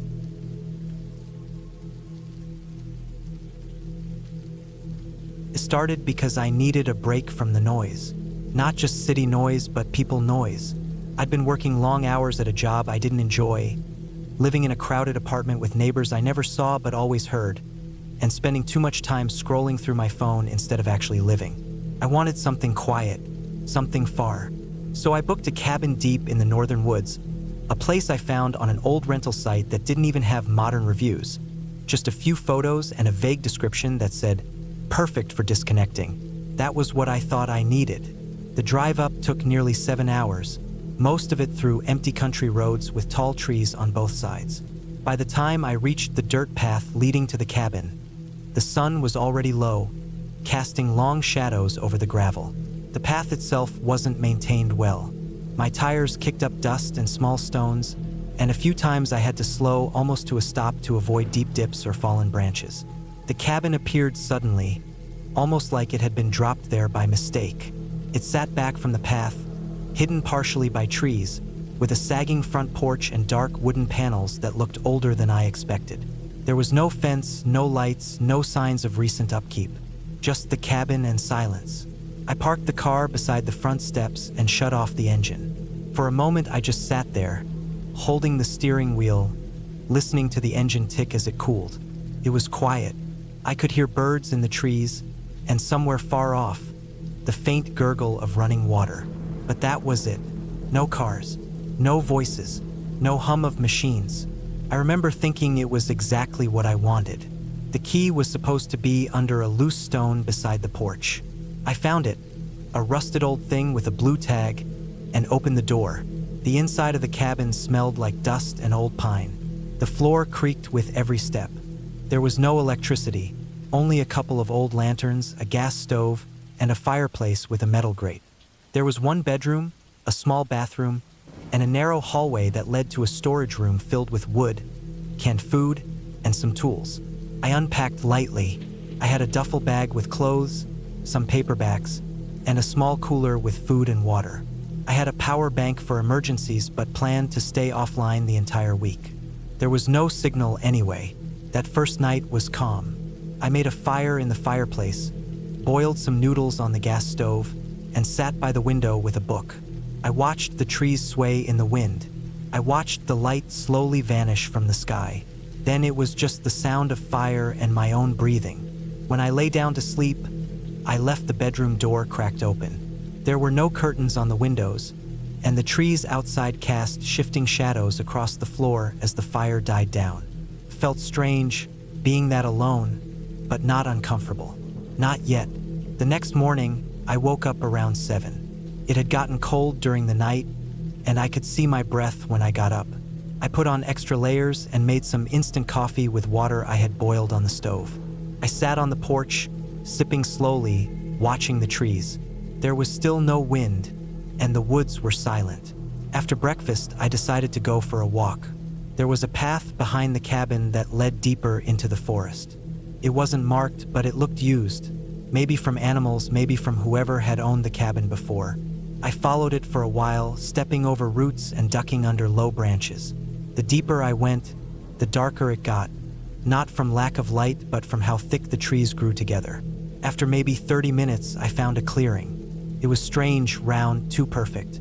In the middle was an old metal drum, half buried and rusted through. Around it were bits of scrap wood, broken glass, and bones.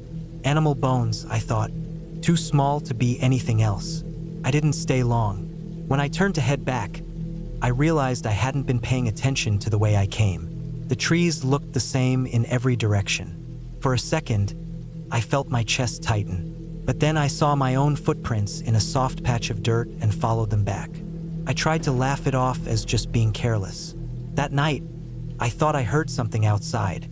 Not an animal, but a dull thump, like someone dropped a heavy bag in the dirt. I sat up in bed and waited.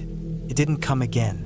I told myself it was a branch falling or something shifting in the woods, but I still got up and locked the door. I even pushed the small table in front of it. It made me feel stupid but safer. The next morning, I saw tracks in the dirt outside the porch. They weren't clear. The ground was dry and didn't hold much shape, but they didn't look like deer or anything four-legged. They looked like boots, heavy, thick, with deep tread. I hadn't seen anyone out here.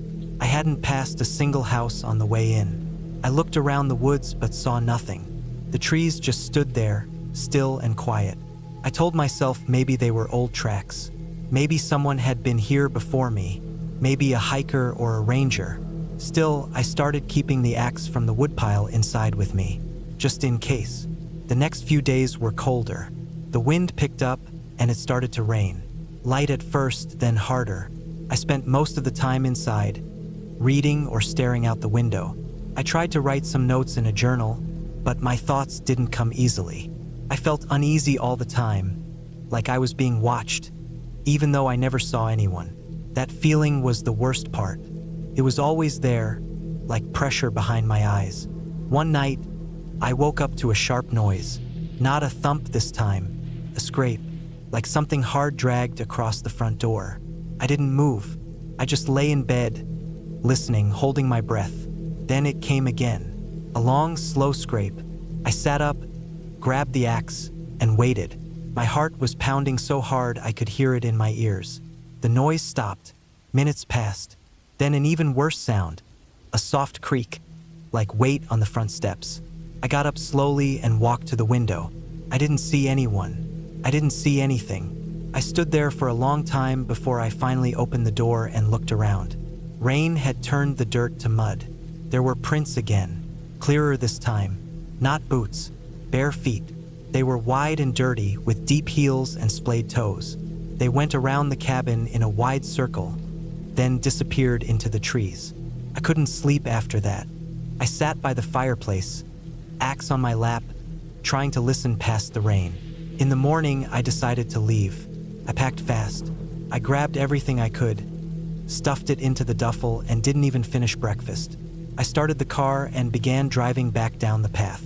The mud slowed me down, and a few times the tires spun in place before catching again. After about 20 minutes of driving, I reached a spot where the path had been blocked. A large branch had been dragged across the road.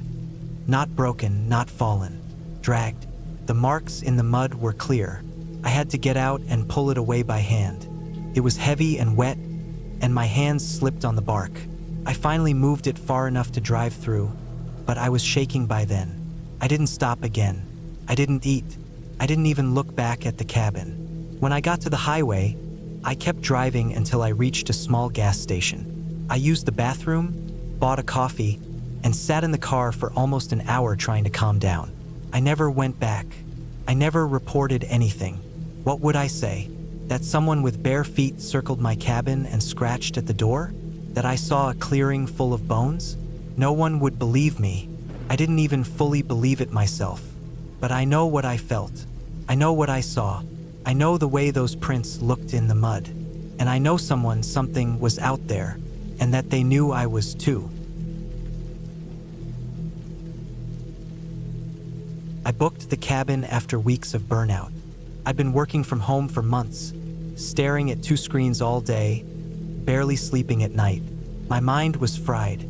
I was snapping at people for no reason, forgetting things, skipping meals, and I was starting to feel like I didn't even know what day it was. I needed a break from everything. No phone, no internet, no people. Just me and silence. So I looked up off-grid cabins. After a few hours of searching, I found one. It wasn't anything fancy. A small wooden place deep in the forest of northern Washington, about 3 hours from the closest town. The listing said there was no electricity, no running water, and no cell service. Just a wood stove, an outhouse, and a hand pump well a few yards from the back door. It looked like it was made in the 70s and hadn't changed much since. It also said the last 2 miles of road were rough and could only be done with a high-clearance vehicle. I had a decent 4-wheel drive truck, so that wasn't a problem. The idea of going somewhere that didn't even have a light switch sounded perfect to me. No messages, no meetings, no people, I packed 3 days' worth of supplies: canned food, a small cooler with ice packs, a sleeping bag, an axe, a flashlight, a hunting knife, a book, and a couple of changes of clothes. I also brought a notebook in case I wanted to write down anything. I left my phone off in the glove box. The road got bad, like they said, narrow, steep, rocky, but I managed. I arrived late in the afternoon.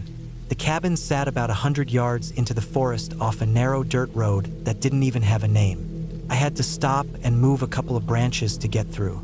It was surrounded by dense pine and spruce trees, and the underbrush was so thick in places that you couldn't see more than 15 feet in. There was no other house or structure in sight, just trees, dirt, and silence. When I stepped out of the truck, it was like stepping into another world. No hum of traffic, no barking dogs, no airplanes overhead, just a breeze moving through the trees and a few birds calling out in the distance. The cabin itself was smaller than I expected, maybe 15 feet wide and 20 feet long, with a tiny porch out front and a single step made from a flat rock. The wood was old and dry, faded to a grayish-brown color. There were small windows on each side and a metal pipe sticking out of the roof where the wood stove vented. Behind the cabin was a narrow path that led to the outhouse, a lean-to structure made of mismatched planks. About 20 feet past that was a hand pump well, covered in moss. I opened the cabin door. Creaked, of course. Inside, the air smelled like old wood and cold ashes. The cabin had one small room. There was a bed frame against the left wall with a thin mattress, a little table with a lantern on it, a cast iron stove on the far side, and a few shelves holding dusty pots, utensils, and some matches. Everything was bare and simple. That was exactly what I needed. I unpacked and got settled. I made a small fire in the stove for warmth and used the pump to fill a pot of water. It was cold and had a metallic taste, but it was clean. After a simple meal of canned chili and crackers, I sat on the porch and watched the trees. The first night was uneventful. I had expected weird noises and maybe some fear, but it was peaceful. The forest got quiet after sunset, and I fell asleep early. The second day, I woke up to soft light coming through the window and a strong chill in the air. I added wood to the stove and boiled water for instant coffee. I felt calm for the first time in weeks. That morning, I went for a short hike around the cabin to explore the area. I didn't go far, maybe half a mile in each direction, but I wanted to get familiar with my surroundings. The trees were thick, and there was no real trail, just game paths and soft patches of moss-covered ground between rocks and roots. I marked a few trees with shallow cuts using my knife so I could find my way back easily. I noticed something strange during the walk. I came across what looked like a small fire pit not too far from the cabin. Just a ring of rocks with some blackened wood in the middle. It wasn't old enough to be from years ago. The ashes weren't warm, but they weren't fully gray either. They had that dark black color like the fire had burned recently. Maybe someone else had stayed out here recently, but there had been no car tracks coming in, and the grass around the fire pit was flattened in a way that looked like someone had sat there maybe 2 or 3 days ago. That made me uneasy, not scared, just unsure.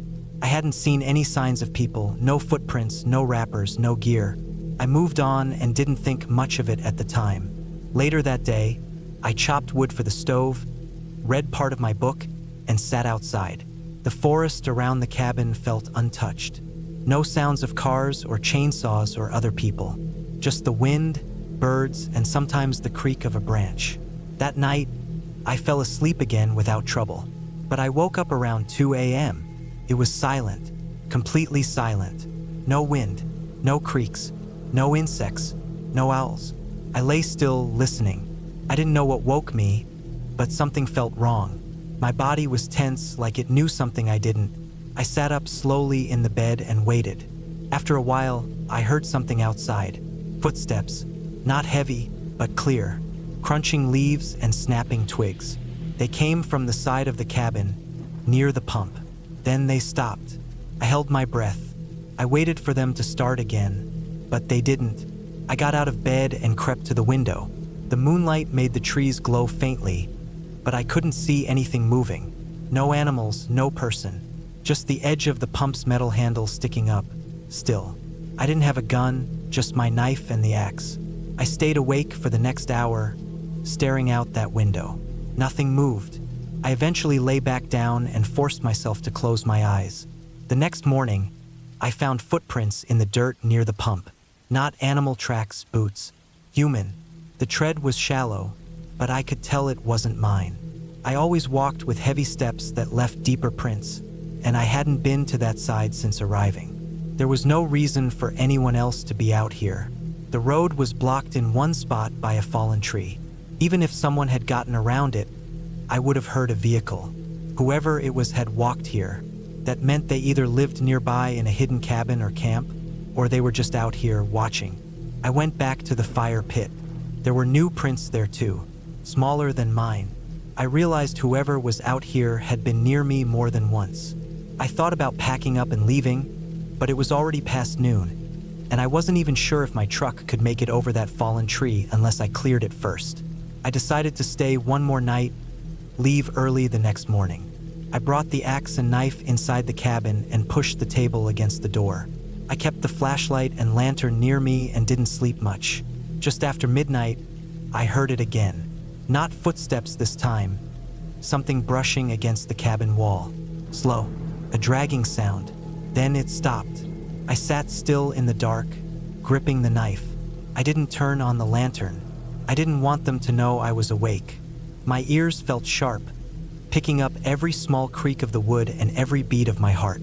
After 10 minutes, the sound came back. This time from the opposite wall. Just a slow scrape, like someone running a stick or their hand across the side. I waited. The sound didn't come back.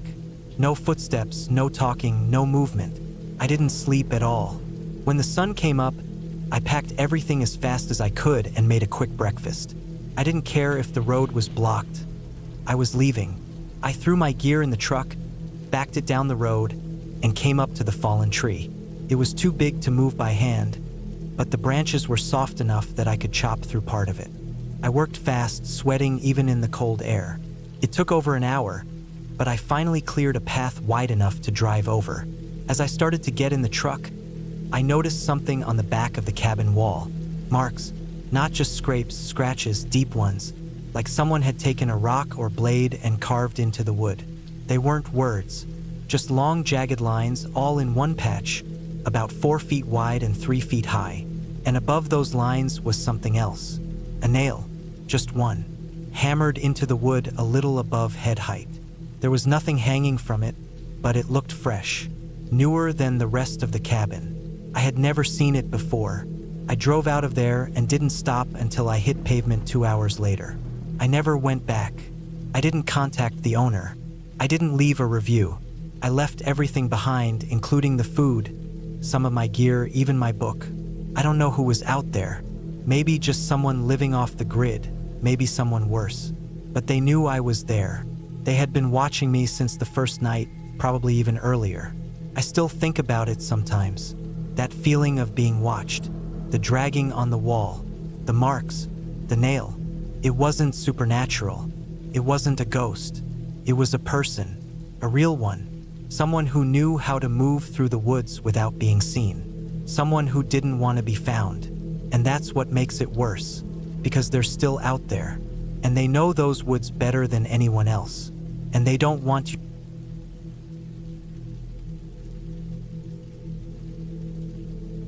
I needed a break from everything. Work had become too stressful, and my mind felt heavy every day. Too many emails, meetings, noise, people asking for things. I just needed to be alone for a while. No one around me, no traffic, no phones, no internet. I started looking up cabins for rent. Something far away from cities, something quiet and isolated. I found one through an app. It was a wooden cabin deep in the woods of northern Idaho, near a lake. It looked small and simple, just the way I wanted. The photos showed a tiny house with a steep roof, a porch, and some old furniture inside. There was no TV, no Wi-Fi, no cell signal. Just trees, water, and quiet. It had a wood stove, some firewood, a small kitchen with a gas stove, and a bed. It was perfect. I booked it for 2 weeks. I didn't tell anyone where I was going, not because I wanted to be mysterious, but because I didn't think it mattered. I told people at work I was going off the grid. I packed clothes, canned food, flashlights, a few books, and my sleeping bag. I also packed a small knife and a flare gun, just for safety, even though I didn't really think I'd need them. It took me almost 12 hours to get there. I drove all day. The last hour was on a gravel road that twisted through thick pine trees. It was quiet, and I saw no other cars the whole time. I liked that. It made me feel like I had really escaped everything. The cabin sat at the end of a narrow path, about half a mile from the road. I parked my car and walked the rest of the way with my bags. The trees stood tall and close together. The path was soft with fallen needles. I could hear nothing but my own footsteps and the wind moving the branches above me. When I reached the cabin, I felt a calm I hadn't felt in years. The wood was old and gray. The windows were small. The lake was a short walk behind the cabin. It looked peaceful with cold, still water. I unpacked, started a small fire in the stove, and made some canned chili for dinner. That night, I read until I was tired and went to sleep. The first few days were quiet and peaceful. I woke up early, went for walks, sat by the lake, and cooked simple meals. I didn't think about work. I didn't think about anything. I just listened to the trees and the water. I saw deer one morning. A raccoon tried to get into my food bin once. I wrote in a small notebook. Felt like I was healing. The first strange thing I noticed was a small set of footprints near the back of the cabin. On the fourth morning, I saw them in the dirt near the woodpile. They were from boots, adult-sized, and not mine. I stood there for a long time looking at them. I walked around the area to see if I had just forgotten stepping there myself, but I was sure I hadn't. I told myself it was probably from the owner or someone maintaining the place. Maybe someone came by to check on things and didn't want to bother me. I tried to ignore it, but it stayed in my mind all day. That night, I locked the door and put a chair against it. There was no phone signal, no way to call anyone. I slept lightly. I kept waking up to the smallest sounds, branches, creaks, the wind. Around 2 or 3 in the morning, I thought I heard something move outside, a step or two, but I couldn't be sure. I stayed still in bed until the sky started getting light. The next morning, I walked around the cabin again. I found more footprints, this time near the lake path. I followed them slowly. They stopped near a tree and turned back. Whoever it was had walked toward the cabin from the woods, stood by the tree, then went back the same way. There was no reason for anyone to be out here unless they were here on purpose. That day, I kept looking over my shoulder during my walks. I stayed close to the cabin. I started listening more carefully. I realized I had gotten too comfortable. I had let my guard down too quickly. That night, I went to sleep with the knife next to my bed. I didn't light a fire, thinking maybe the smoke was what had drawn someone in. I woke up around midnight because I thought I heard breathing. Not mine. Something slow and steady, not far from the window. I didn't move. I stayed under the covers and listened hard. I didn't dare look. The window was only 5 feet from my bed. If someone was standing there, they could see me clearly. After a few minutes, the sound stopped. I waited another hour before I finally fell back asleep. In the morning, I forced myself to look outside. There was nothing, but there were boot prints again, this time directly under the window. I felt my stomach drop. Someone had been there watching me while I slept. I spent the rest of the day thinking about what to do. I had no signal, no GPS. I had seen no one for miles. If I left now, I would have to walk back to the road and drive through the forest for an hour before I hit anything close to a town. I didn't know who this person was or what they wanted. I had no reason to believe they were going to hurt me, but I had no reason to believe they wouldn't either. I packed a bag that night, just in case I had to run. I kept my flashlight, knife, and flare gun close. At around 1 a.m., I was still awake. The fire was out, and the cabin was cold. I was lying in bed fully dressed, just listening. I heard a step again, then another. This time, I got up slowly and walked to the front window. I turned off my flashlight before I looked. There was a man standing at the edge of the tree line, about 40 feet away. He was facing the cabin, not moving, just watching. I backed away from the window. My heart was pounding so hard I thought it would burst. I didn't sleep the rest of the night. I kept checking the window. He stayed there for hours. I don't know if he ever moved. By sunrise, he was gone. I stepped outside with the knife in my hand and looked around. I didn't go far. I just needed to know if he had gotten closer. The dirt near the porch had fresh marks. He had walked halfway toward the cabin at some point during the night. I wanted to leave, but something about the way he just stood there froze me. I didn't want to get caught out in the woods with him following me. If he knew I was trying to leave, maybe that would change something. Maybe it would trigger him. I decided to stay one more night, but with a new plan. I wouldn't sleep. I would wait up in the dark and watch. That night, I didn't turn on any lights. I sat in the corner, wrapped in a blanket, with my back against the wall and the flare gun in my hand. I stared out the front window for hours. I didn't even blink much. I felt cold and tired, but I kept telling myself I needed to see him if he came again. He showed up at around 2:15 a.m. Same spot, same position, just standing there. I couldn't make out his face, but I could tell he wasn't wearing anything bright. He was in dark clothes and a hood. He didn't move for a long time. Then he took a slow step forward, then another. I raised the flare gun and pointed it through the window. I didn't fire. I just watched. He stopped, stood there again. 10 minutes passed. Then he backed away slowly and disappeared into the trees. I stayed up until morning again. I had made my decision. I had to leave.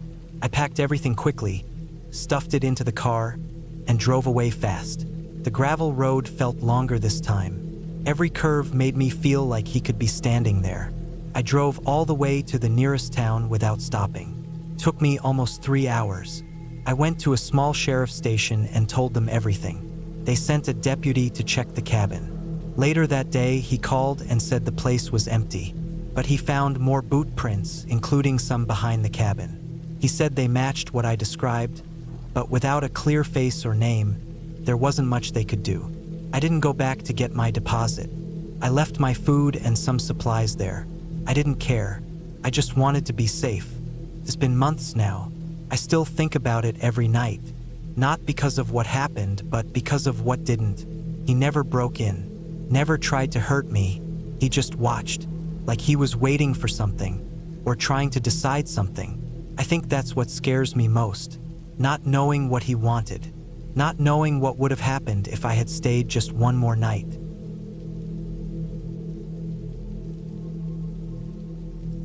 I had been living in the city for over 10 years when I decided I needed a break.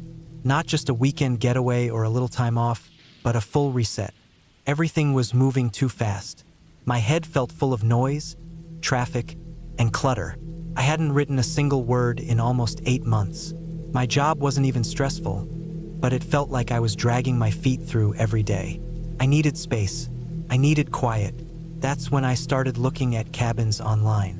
I found a small one, way out near the mountains, tucked inside the trees near the Canadian border. It was about a 5-hour drive from where I lived. It looked perfect.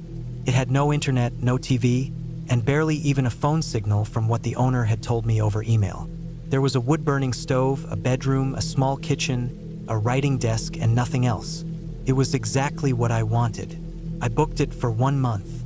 I packed light, clothes for the cold, basic food, a few big bottles of water, and my laptop. The cabin had solar power for a few lights and a place to charge devices, but I wasn't planning on using much of that. My idea was simple. Right during the day, eat, walk around the woods to clear my head, sleep early. No noise, no distractions, no people. The first few days were peaceful. The road to the cabin was dirt and gravel and seemed rarely used. I saw only one other car during the entire drive-in, and that was when I stopped at a small gas station to pick up extra food and matches. The cabin was about half a mile off the road, down a narrow trail that looked like it hadn't been driven on in a while. Trees hung over it, and I had to move a few branches just to keep my windshield clear. When I arrived, I noticed how silent everything was. It was early fall, so the leaves were turning orange and red, and the air had a crispness to it that felt clean and sharp in my lungs. The cabin itself was small, maybe 20 feet across in either direction, made from dark old wood. It looked solid though, no holes, no damage, just a bit worn down with time. A pile of chopped firewood was stacked against the side, and the door creaked loudly when I opened it. Inside, everything was clean but basic. The furniture was plain, probably handmade. The mattress was thin but soft. There was a smell of dry wood and old books. A single narrow window faced out toward the trees, and I could see part of the trail I'd come in from.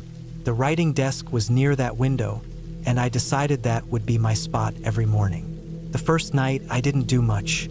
I unpacked, made some simple food on the small propane burner, and wrote a little bit, just notes, nothing serious. Felt good, though. For the first time in a while, I wasn't scrolling my phone or checking emails. I sat on the floor and listened to the wind move through the trees. I could hear a few birds, the occasional creak of the cabin settling. I fell asleep quickly. It wasn't until the third night that things started to feel off. That day, I'd gone on a walk deeper into the woods behind the cabin. I didn't go far, maybe 30 or 40 minutes in, sticking to a barely visible animal trail. I didn't see anyone, not even signs of people. Just squirrels, fallen logs, and the distant sound of a woodpecker somewhere. But when I got back to the cabin, I noticed something strange. My boots were muddy, and I had left them just outside the door before going inside. But now, one of them was gone. I looked around the porch.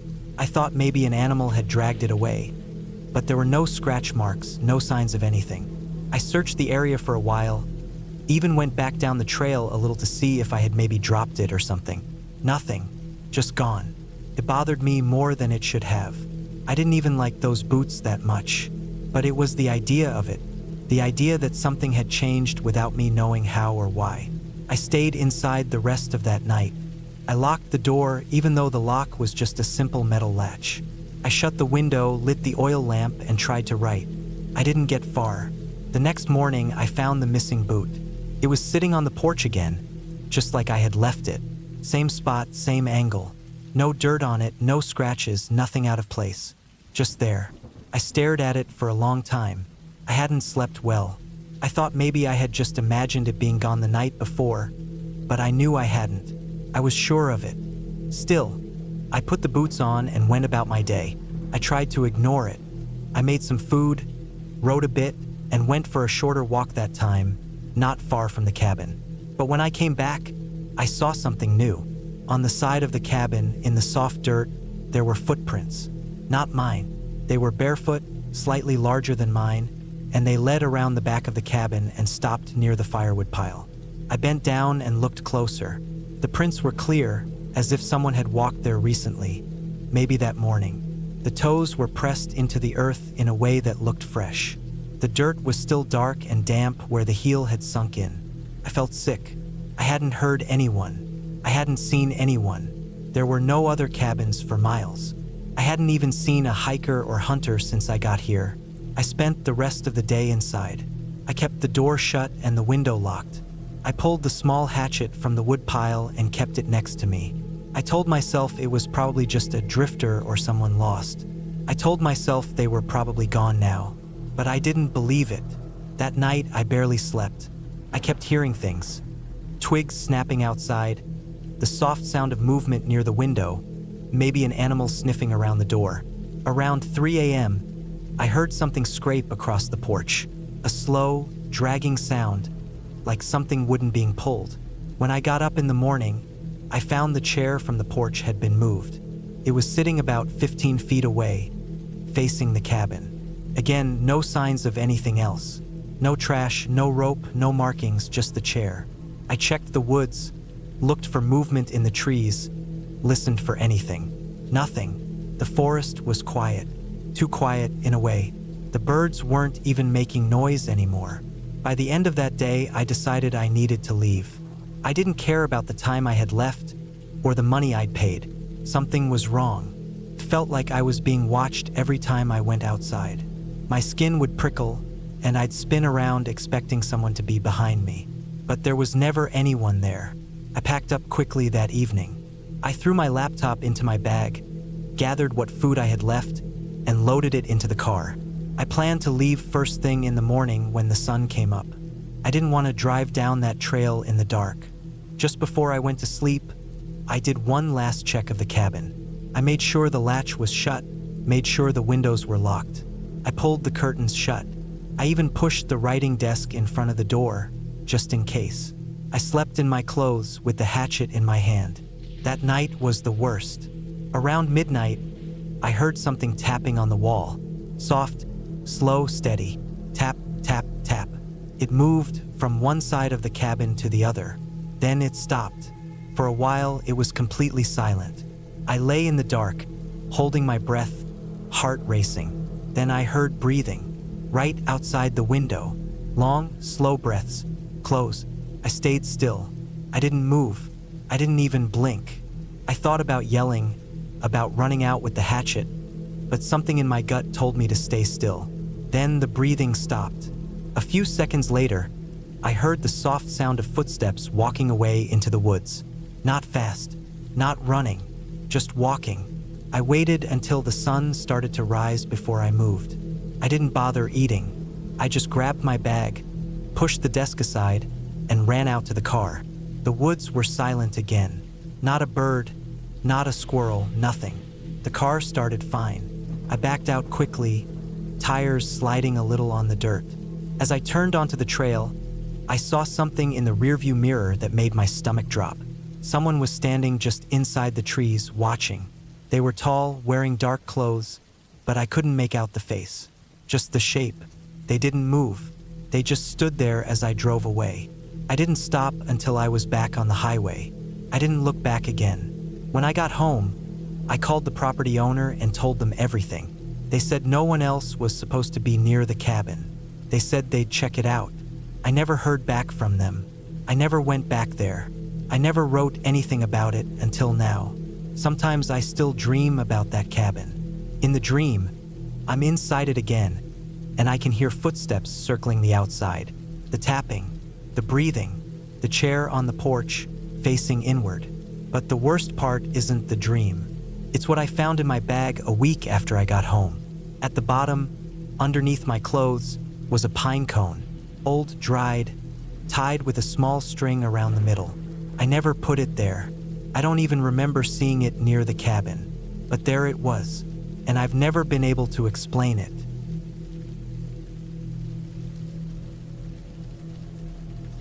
I had been planning the trip for months.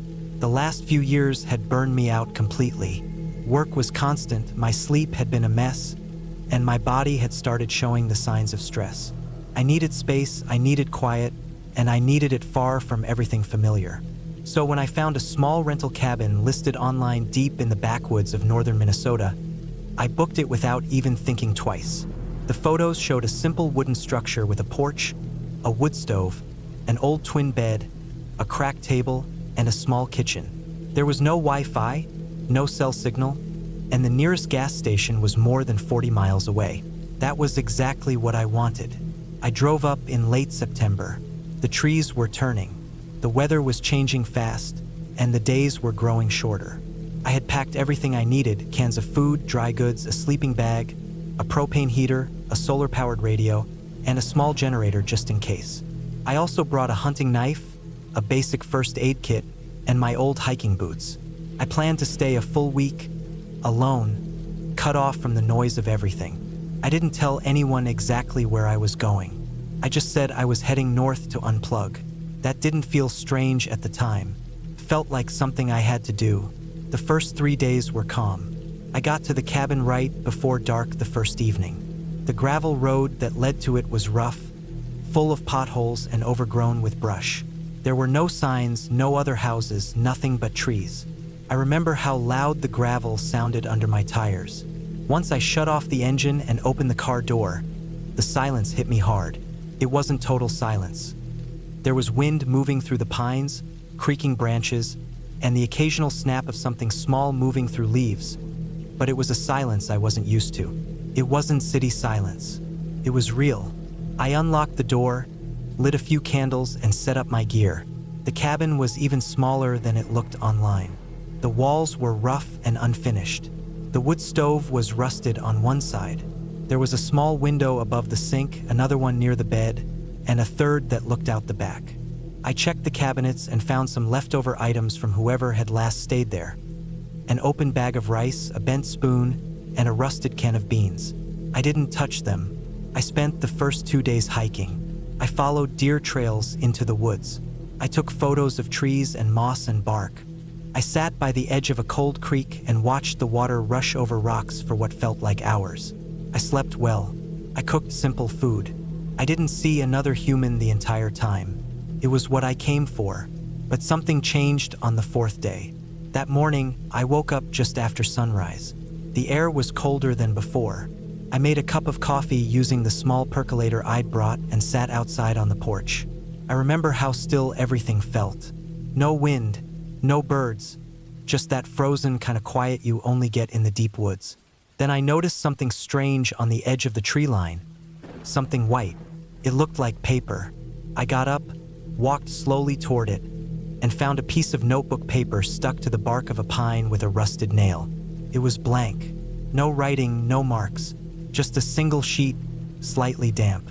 I looked around, but there was no sign of anyone. No footprints, no gear, nothing. I pulled the paper down, folded it, and brought it back inside, more out of confusion than anything else. I didn't think much of it until later. That night, something woke me up. It was a sound soft but sharp, like someone stepping on frozen leaves. It was right outside the cabin. I sat up slowly. I didn't turn on any lights. I just listened. The sound came again, 2 short crunches, then silence. I got out of bed and moved to the small window. I stayed low and looked out. I could see the outline of trees in the moonlight. Shadows were long, stretching across the clearing. First, there was nothing, but then something shifted near the far edge. A figure. It was a man. At least it looked like one. I couldn't see his face, but he stood there, still, facing the cabin. He didn't move. I stayed crouched under the window for almost half an hour, heart pounding so loud I could hear it in my ears. When I finally worked up the nerve to look again, the man was gone. The next morning, I walked out to where I thought he had been standing. There were no footprints, no broken branches, nothing disturbed. I tried to tell myself I had imagined it. Maybe my mind was playing tricks on me. I hadn't spoken to anyone in days. Maybe it was just a shadow, or maybe I was still half asleep. But when I came back to the cabin, I found something new. Another piece of notebook paper, nailed to the back wall of the cabin, just beside the window. This one wasn't blank. It had one word written on it in large, blocky handwriting. Stay. I stood there for a long time just staring at it. I didn't touch it. I just walked back inside, locked the door, and sat down on the bed. My hands were shaking. I checked all the windows. I walked around the inside of the cabin 5 or 6 times. I kept trying to tell myself it was some kind of joke. Maybe a hunter had passed through. Maybe it was someone who lived nearby. But that didn't make sense. I was more than 20 miles from the nearest house, and I hadn't seen a single car or person in 4 days. There was no reason for anyone to be out here, especially in the middle of the night, especially leaving notes. I kept the knife near me for the rest of the day. I didn't go hiking. I didn't even go out on the porch. I kept looking out the windows, checking for movement, for signs. I thought about packing up and leaving, but it was already late in the day, and the road out was rough. I convinced myself I'd leave first thing the next morning. That night was worse. I didn't sleep. I kept the knife in one hand and the flashlight in the other. Around 2 in the morning, I heard the crunching sound again. This time it was closer. Then there was a light knock on the wall. Not on the door. The wall. I froze. The knock came again. Slow 2 taps, right near the window by the bed. I didn't move. I didn't breathe.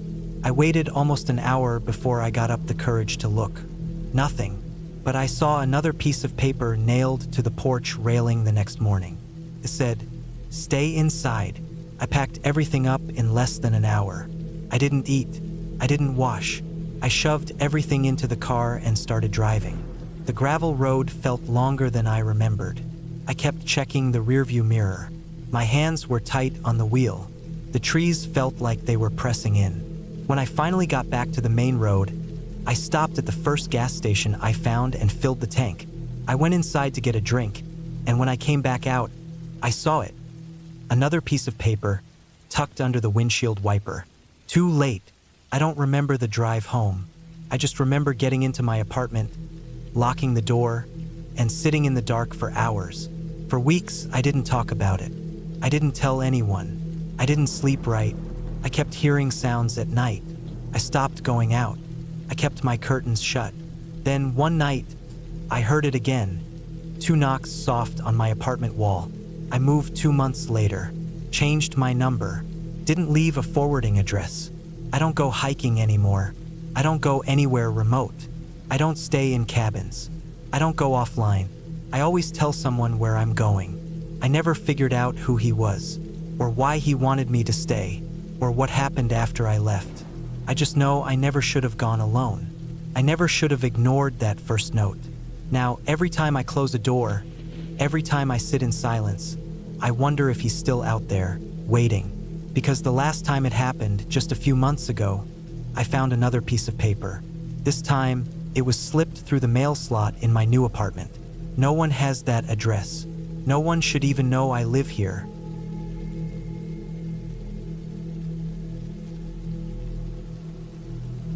I had been planning a solo trip for a while. Life back in the city had started to feel heavy.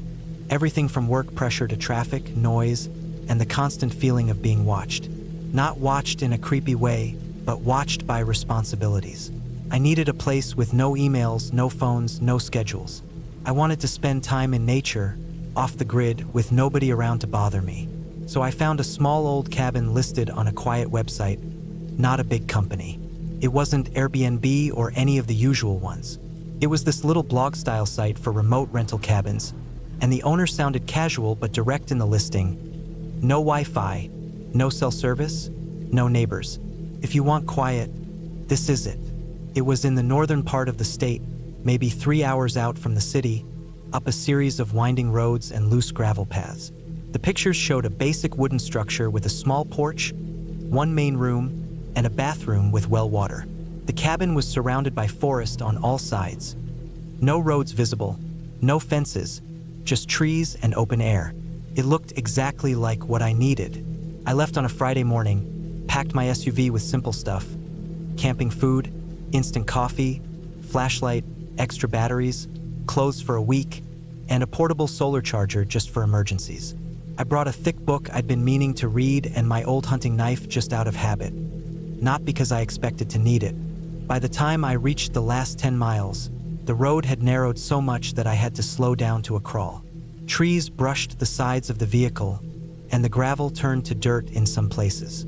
I was careful not to hit anything. Finally, I reached a small clearing and saw the cabin. It was even more worn down than the pictures showed. Weather-beaten walls, a sagging porch, and an old wooden door that looked like it had been through a few rough winters. But I liked it. It looked real, not commercial, not fixed up for tourists, just a solid place in the middle of nowhere. I parked a little way off, where the trees thinned out, and carried my gear inside. The air smelled like pine and damp soil. No sounds, just birds and the rustle of leaves. Inside, the cabin was one open space with a small bed, a wood stove, a shelf with old pots and pans, and a little table near the window. The bathroom was out back in a shed-style structure with a manual pump for water. No electricity except what you brought in yourself. That first day, I just unpacked, explored a little, walked a trail I found nearby, and made a simple meal with beans and canned vegetables on a camp stove. I felt peaceful. That kind of quiet gets into your bones when you've been surrounded by city noise too long. The first night was colder than I expected. I had to add extra blankets and light the wood stove using some dry logs stacked near the back wall. It burned steady, and I kept the flashlight next to me just in case. I read for a while, then fell asleep to the sound of the fire crackling. The next day, I spent most of the time outside. The weather was nice, cool but sunny, and I followed the trail deeper into the woods. I saw deer tracks and a rabbit. Around late afternoon, I circled back and returned to the cabin. Still no sign of other people. I liked that. I didn't want to talk. I didn't want to see anyone. That night, I made rice and tuna, drank some powdered lemonade, and wrote a bit in my notebook. Everything felt good. It was on the third day that things started to feel different. I woke up later than usual, maybe around 9 a.m., and noticed something strange near the back porch. It was hard to tell at first, but when I stepped outside, I saw it clearly. Boot prints. Not mine. These were fresh. They led from the woods, stopped a few feet from the porch, then turned back toward the trees. I hadn't seen anyone since I arrived, and these boots were bigger than mine, heavier. The dirt was damp from a bit of overnight rain, so the prints were deep and clear. Someone had been standing there, facing the cabin. I looked around, trying to see if maybe it was a forest ranger or a hiker, but I hadn't seen any other vehicles or heard any voices. The prints weren't old. They hadn't been there the day before. Something about the way they stopped, just stopped near the porch and turned back, felt wrong. If someone was just passing through, why come that close and then leave? I checked my gear. Everything was still where I left it. The food, the pack, even the little multi-tool I kept on the table. Nothing was missing, so I tried not to think too much of it. Maybe a hunter passing through, maybe someone checking the land. Still, I kept the knife on me that day, tucked inside my jacket just in case. The forest felt quieter that day. I don't know how to explain it exactly, but it was like the birds were keeping low. The breeze didn't feel the same. I kept glancing over my shoulder during my walk. Around 3 p.m., I stopped early and came back. I stacked more wood near the door, just to be ready for the cold, and I made sure to lock the door that night. Even though it was just a wooden latch, I slid it shut. That night, I couldn't sleep well. I woke up every hour, listened for sounds. At one point, around 2 a.m., I thought I heard something. Maybe footsteps outside, maybe just the wind. But it was enough to make me sit up and keep my flashlight in my hand. I stayed like that for an hour, just sitting still, watching the front door. In the morning, I checked again. More boot prints. Same direction, same depth. They came from the woods again, stopped even closer to the porch. This time, they circled the cabin once, slow and wide, and then vanished back into the trees. I didn't want to panic. I stood there for 10 minutes, just staring at them. But I knew what they meant. Someone was watching, not by accident. This wasn't a guy who got lost. This was someone coming back, getting closer, checking the place out. Watching me sleep, probably. I packed my stuff fast, ready to drive out. I didn't want to wait to see who it was. But when I got to the vehicle, the front driver's side tire was flat. Not just flat, cut. A long slice along the sidewall, too clean to be a rock or stick. I touched it with my fingers. It wasn't dry rot. It had been slashed. That's when I felt my heart start racing. Not panic yet, but close. I still had the spare on the back of the SUV. I knew how to change it, but I didn't like the idea of staying out there long. I looked around, scanning the tree line, feeling like I was being watched. I changed the tire fast, faster than I'd ever done it before, hands shaking, looking up every few seconds. Once I had it on, I didn't go back inside. I grabbed the most important stuff, my wallet, phone, still no signal, flashlight, the knife, and threw it all in the front seat. I turned the key. Nothing. The battery was dead. I checked everything. Lights were off, nothing draining power. I popped the hood. No damage I could see, but I'm no mechanic. Still, something felt wrong. The truck had never given me trouble before. It was like someone had drained it or tampered with it. I stood there, sweating in the cool air. Then I saw something, just at the edge of the woods. An orange jacket, half hidden behind a tree, not moving. It was the kind of jacket road workers wear, bright orange like construction gear. At first, I thought maybe it was a hunter, but there was no rifle, no gear, just a man in an orange jacket. He didn't come forward. He didn't run. He just stood there, behind the tree, one shoulder and part of his head showing. Watching, I backed up slowly, walked toward the cabin. I didn't want to turn my back. I went inside, locked the door, and pulled the curtain shut. I sat down on the floor with the knife in my hand. I stayed like that for an hour. When I looked out again, he was gone. The rest of that day, I tried to make a plan. The battery was dead, no cell service, and the nearest house was probably miles away. I didn't want to walk through the woods not knowing where he was. There was a chance he had a weapon. I stayed inside, tried to stay quiet, cooked a little food, and kept the lights off. That night, I didn't sleep. Around 11 p.m., I heard it. The sound of footsteps on the porch. Slow, heavy, then a scratching sound on the wall, like something dragging. I didn't move.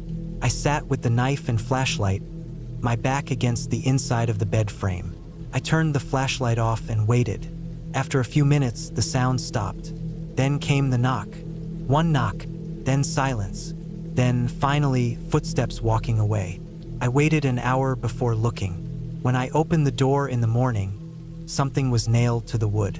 A long nail, old and rusted, with a piece of torn cloth, bright orange.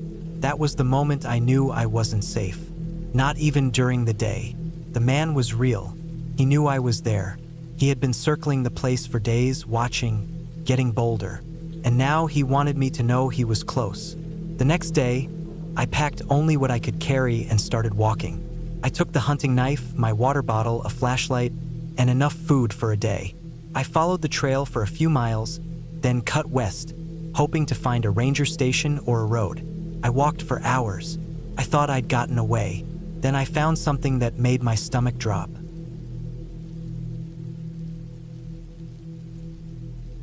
I didn't plan to stay in that cabin. Not at first. I didn't even know it existed until the day I needed it most. It wasn't some vacation or retreat. I wasn't looking to clear my head or write a book or reconnect with nature. I wasn't looking for peace. I was looking for a place to disappear for a while. I had made a mistake.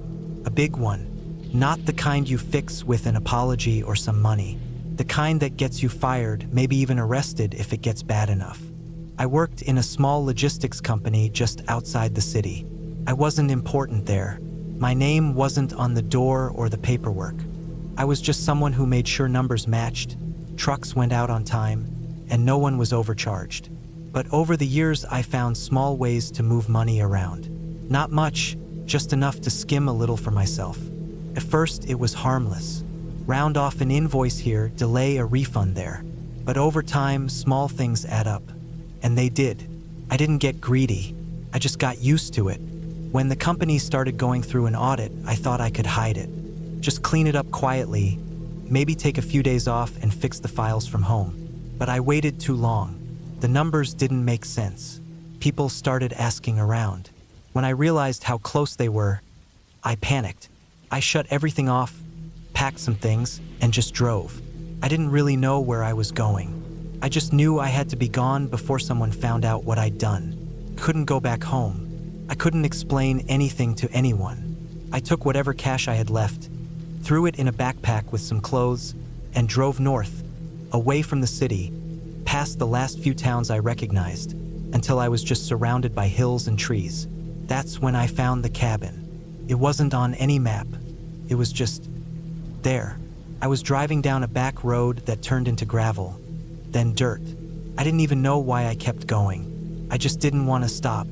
I figured I'd find some cheap motel, maybe something off-season with no questions. But instead, I saw a small sign nailed to a tree, half covered in rust and leaves. It just said, "Cabin for rent, cash only," with an arrow pointing down a narrow path. I don't know what made me turn. I think part of me didn't care anymore.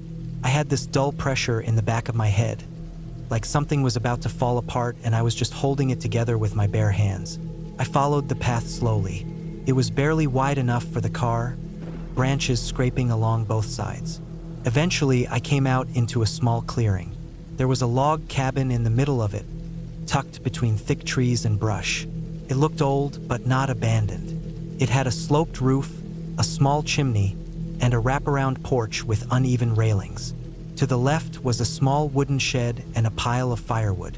No lights, no signs of anyone living there. But there was a small drop box nailed to the porch post. Inside it was a handwritten note with instructions and a metal key. The note said to leave $400 in the box every week. No name, no phone number, just respect the space. Don't wreck anything. Leave it how you found it. I had almost exactly that much in cash left. I looked around. No cameras, no neighbors, no mailboxes. I was completely alone. That was exactly what I needed. I unlocked the door and stepped inside. Smelled like wood, dust, and old blankets. The floor creaked with every step. There was a small wood-burning stove in the corner, a cot with an old sleeping bag, some shelves with canned food, and a few basic tools hanging on hooks. It wasn't clean, but it wasn't disgusting either. No fridge, no electricity, just a couple of battery lanterns, a bucket, and a small pump outside for water. A metal container labeled toilet sat in the corner behind a curtain. It wasn't glamorous, but it was quiet. I dropped my bag and sat on the floor. I didn't move for a long time. I just stared at the dust in the air, watching it swirl through the sunlight that came through the one window above the stove. I felt safe for the first time in weeks. I could breathe. That first night, I built a fire in the stove and tried to sleep on the cot.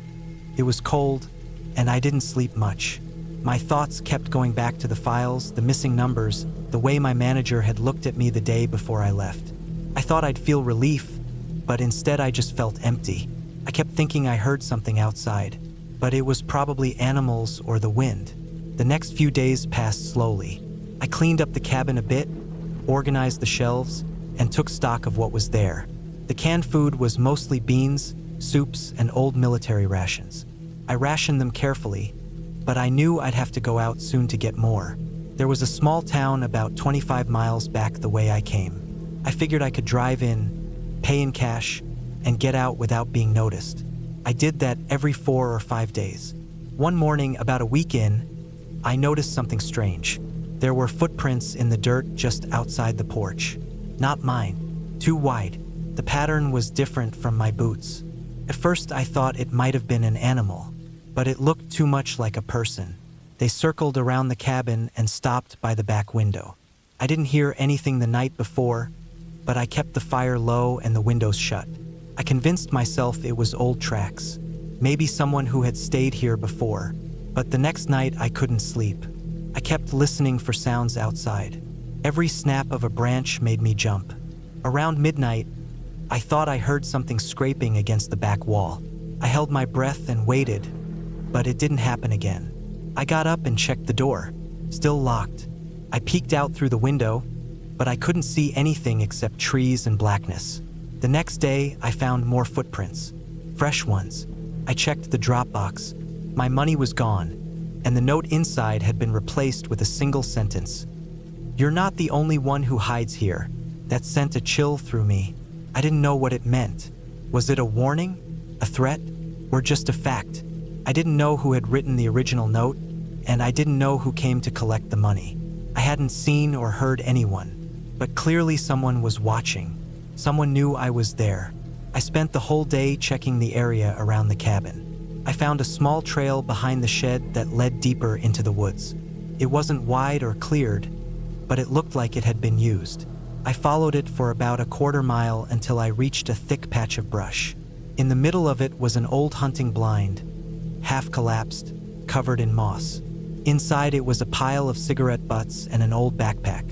Whoever used it had been there recently, but they weren't there now. That night, I kept a hatchet beside the cot and didn't sleep. I sat near the stove, listening. At some point, I must have dozed off, because I woke up to the sound of something tapping against the front porch. Not knocking, just light taps. I didn't move. I just listened.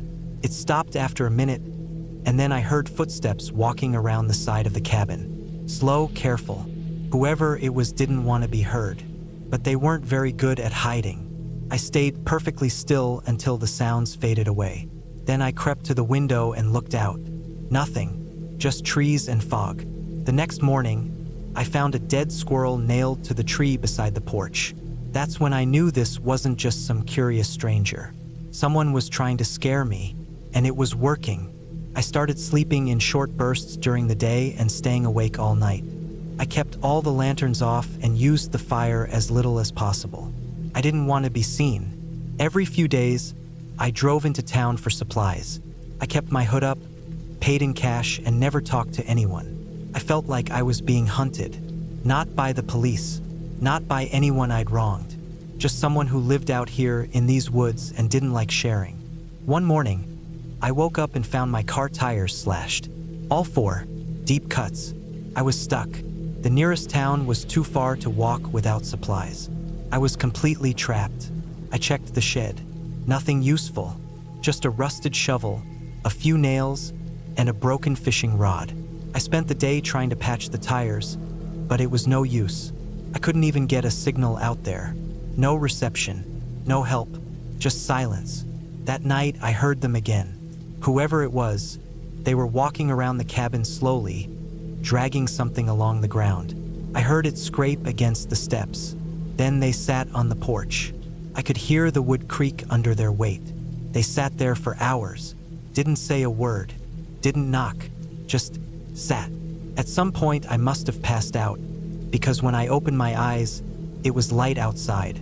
The porch was empty, but there was something on the ground, a photo. It was of me taken through the cabin window. I was asleep in the cot, mouth slightly open, arms folded over my chest. The photo wasn't old. It was taken recently, probably that week. I snapped. I tore through the cabin, packed what I could, and grabbed the shovel. I didn't care if I had to walk all day. I wasn't staying another night. I started down the road, following the direction back toward the highway. I must have walked for hours, but the road just twisted through trees. I couldn't find the turnoff.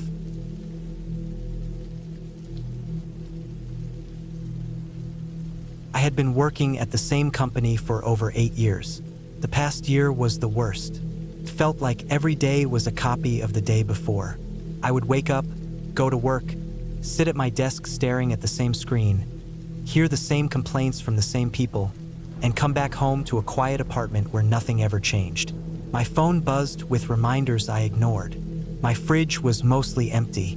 I barely spoke to anyone. I had stopped replying to most people because I didn't know what to say anymore. I wasn't depressed exactly, but I didn't feel good either. I was just stuck in the same loop. One day I had enough. I called in and told them I was taking my remaining vacation days. I didn't ask. I just said it like a statement and turned off my phone. That evening, I packed my bag with the basics, just clothes, some food, and a few supplies, and I drove 5 hours north into the woods. I had found this cabin online a few months earlier. It was cheap, remote, and didn't have internet. At the time, I saved it thinking I'd take a break someday. That day came. The cabin sat just outside a national forest. There were no neighbors, no shops nearby, and barely any road after a certain point. The final mile or so was a dirt track covered in loose stones and dry branches. My car almost slid off twice, but I made it. The cabin was small and square, with faded wood walls and a slanted tin roof. There was a broken fence on one side and a rusted shed to the back. When I stepped inside, it smelled like dry wood and something a bit older, like paper that had been shut in a box for too long. The furniture was simple. One bed, a small kitchen space with a stove, a table, 2 chairs, and a fireplace. I unpacked, lit the fire, and made myself some tea from the stuff I brought. There was a water pump just outside the door. Creaked when I used it, but it worked. I sat by the fire that first night just listening to the crackling wood. The silence outside was complete. No cars, no buzzing from power lines, no shouting neighbors. It felt like I was in a place where the world had stopped moving. For the first couple of days, everything was normal. I would wake up early because the sun came through the cracked curtains. I made simple food. I read an old book I brought. I walked around the area, just short walks, nothing too far, mostly staying near the cabin. There were no signs of other people. The dirt road was untouched, and I didn't see any tracks except maybe deer. I didn't hear much either except for birds during the day and the wind through the trees at night. I started to feel better. The quiet helped. But after the third day, things slowly started to feel different. It began with small stuff. One morning, I woke up and the door to the cabin was unlocked. I clearly remembered locking it before bed. I always did. It was part of my routine. I didn't think too much about it at first. Maybe I had just forgotten. That happens. The next night, I left my flashlight on the table before going to sleep. When I woke up, it was sitting on the floor near the fireplace. Again, I figured maybe it rolled off or maybe I just didn't remember where I put it. I tried not to overthink it, but then I started hearing sounds at night. Not animals, not wind. It was faint, but definitely footsteps. Slow, careful ones, crunching on dry leaves and twigs outside. I sat up in bed, holding my breath, thinking maybe it was a deer or a raccoon. But deer don't stop and start like that. And the steps didn't wander like an animal. They circled. They got close to the walls. Then silence. I didn't go outside. I stayed in the bed, staring at the ceiling, barely blinking. After an hour or so, I finally fell back asleep, but it was light and full of strange dreams I couldn't remember clearly. In the morning, I checked around the cabin. There were no footprints, but the ground was mostly dry and covered in leaves. Not good for prints. I checked the door. Still locked. The windows were shut.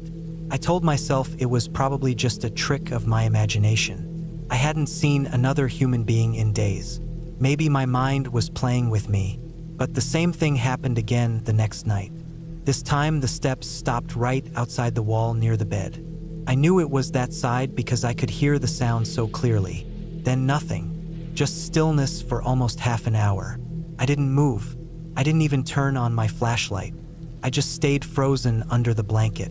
That morning, I noticed something that made my stomach turn. A thin strand of thread was stuck between the front door and the frame. It was caught in the wood, like someone had tried to close the door quietly, but it snagged. I didn't use any thread. There was none in the cabin, and it wasn't mine. I locked the door again, but this time I stacked the chairs against it, just in case. I kept the flashlight with me in bed, along with a heavy iron fire poker I found by the fireplace. That night, I didn't sleep. I sat up in bed with the flashlight off, watching the dark and waiting. Around 2 o'clock in the morning, I heard the steps again. Same pattern. Slow, light, trying not to make noise.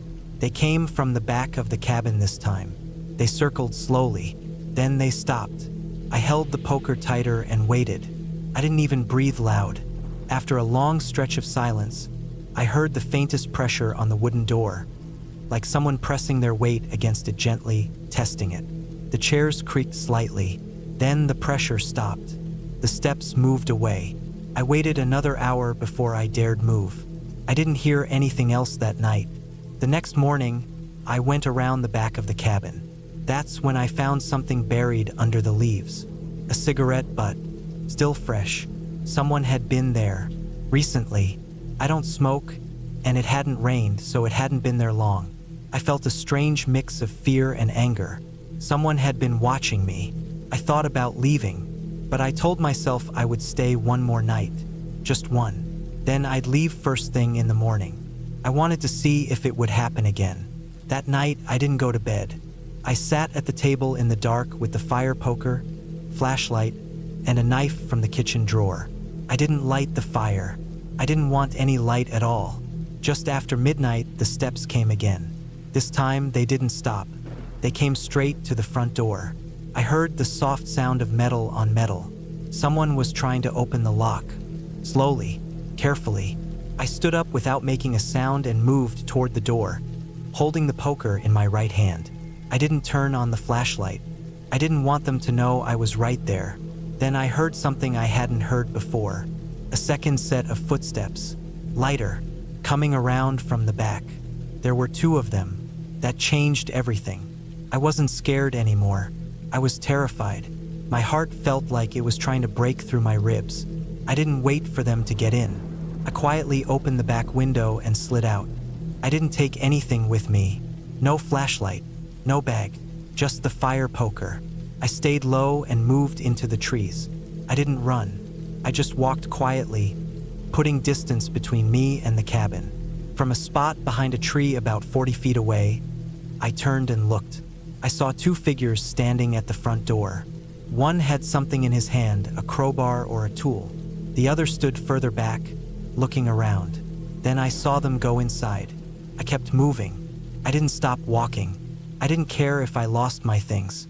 I just wanted to get out. I followed the dirt road for a while, but I didn't want to risk being seen on it.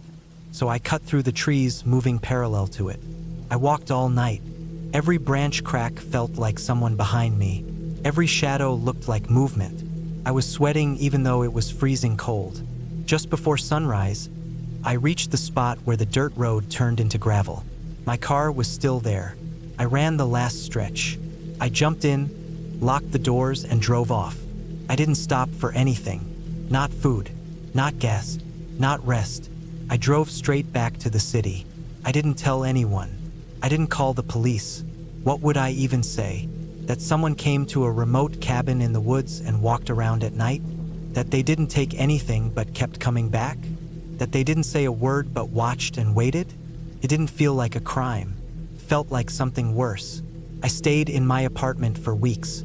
I didn't turn off the lights. I didn't sleep right. I would wake up to the sound of footsteps in my head. I would check the locks 3-4 times every night. Couldn't relax. 3 weeks later, I got a message from the website where I had booked the cabin. It said my deposit had been refunded. The listing had been removed. No explanation, no warning. I checked again the next day. The listing was gone. The host account was gone. The reviews were gone. It was like the cabin had never existed. I still don't know what they wanted. They didn't try to rob me. They didn't speak. They didn't break in forcefully. They just waited. They watched. They learned my patterns. The only thing I do know is this. If I had stayed one more night, I don't think I would have made it out.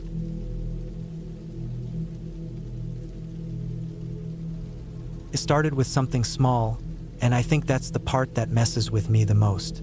I wasn't looking for trouble.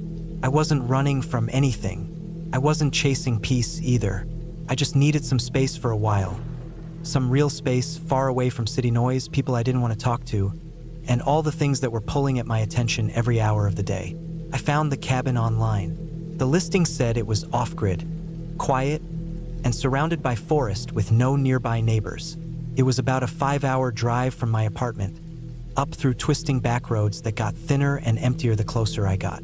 The final stretch was a gravel path that sloped downward into the trees, almost like it didn't want to be found. The first time I saw the cabin in person, it looked older than it had in the pictures. The wood was more faded. There was moss growing up around the stone base. But I liked that. Felt real. Felt honest.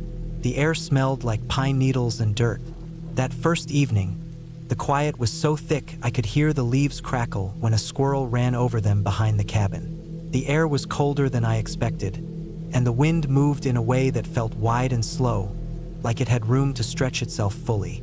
There was no reception, no Wi-Fi, and barely any signal even if I climbed up the ridge behind the cabin. That was fine. I'd downloaded enough books and shows to last me, and I had brought a few notebooks to write in. The cabin had a main room with a small wood stove, an old table, 2 chairs, a sink that pulled from a rain barrel, and a tiny room in the back with a low bed and a thin mattress. The windows had old latches and the kind of glass that makes things look slightly warped when you look through them. There was a shed behind the cabin with chopped wood, a rusted axe, and a few tools that looked like they hadn't been touched in years. My days were quiet. I would wake up early, boil water on the stove, and drink instant coffee while standing out on the porch, watching the trees shift in the wind. I took walks in the woods during the day and sometimes followed deer tracks until they vanished into thickets I couldn't pass through. I kept a little journal of what I saw each day. Types of trees, birds, the way the light hit the ridge in the afternoon. But on the 3rd day, something changed. It was little at first. I went out for a walk around noon and came back to find the front door cracked open. I always closed it tight. The latch was old but held if you pulled it firmly. I was sure I'd closed it. I stood there for a minute, staring at the open door, waiting for a reason to pop into my head. A gust of wind. Maybe, but the wind hadn't picked up until later in the afternoon. Inside, nothing looked out of place. I checked every corner, looked under the bed, opened the cabinets, even stepped into the shed and looked behind the stacks of wood. Nothing. The next day, I found one of the chairs pulled out from the table. I hadn't sat at the table that day. I hadn't used the chair at all. I'd eaten my lunch on the porch like I always did. And again, the door was cracked open just enough to make me wonder. I started locking the door with the thick bolt at the top. It wasn't meant for serious protection, but it gave me a sense of control. That night, I kept waking up at strange hours. No sounds, just a feeling like I'd heard something but couldn't remember what it was. The next morning, I saw footprints. They were faint, just enough to catch my eye in the patch of dirt beside the cabin where I dumped the water from washing dishes. They weren't boot prints, just bare feet, adult size. I crouched down to look at them and realized the toes had pressed into the mud like whoever made them had been standing there for a while. That's when I really started to feel it. There wasn't supposed to be anyone nearby. The cabin wasn't close to any trails. The road that led to it didn't go anywhere else. I hadn't heard a car. No tire tracks, no signs of someone hiking by. Just bare footprints beside the house. I didn't know what to do, so I tried to tell myself it was nothing. Maybe they were old from a past guest. Maybe the rain hadn't washed them away. But they were fresh. I knew that. The earth was still damp. They were newer than the ones I'd made myself near the same spot. I started checking the lock twice at night. I propped a chair under the doorknob. I kept a hammer beside the bed. I couldn't explain it, but the feeling in my stomach was getting worse by the hour. It wasn't just fear. It was the slow crawl of something not being right. Like something had shifted just out of sight, and I was waiting for it to show itself. The next day, I stayed inside. Around mid-morning, I heard something outside. It was footsteps, slow ones, like someone was pacing in a big circle around the cabin. I stood in the middle of the room, holding my breath. The footsteps stopped, then started again on the other side. I didn't look out the window. I don't know why. Maybe I didn't want to see what was out there. I waited until they stopped again, and then nothing. Just quiet. I stayed up that night, sitting in the chair near the window, staring at the front yard. I didn't see anything, but I kept hearing tiny creaks from the wood outside. Sometimes it was the trees, sometimes it sounded like something brushing the porch railing. By the next morning, I'd made up my mind. I was going to leave. I packed my bag, loaded it in the truck, and took one last walk around the cabin to check everything. When I stepped behind the shed, I saw something that made my heart jump into my throat. There was a pile of stones there that hadn't been there before. A small stack carefully balanced about 2 feet tall. They looked clean, like someone had washed the dirt off them. At the base of the stack, there was a single handprint in the mud. Just one, pressed hard with the fingers splayed out. I didn't touch it. I drove off the property without looking back. The road felt longer on the way out. My hands were tight on the wheel the whole time.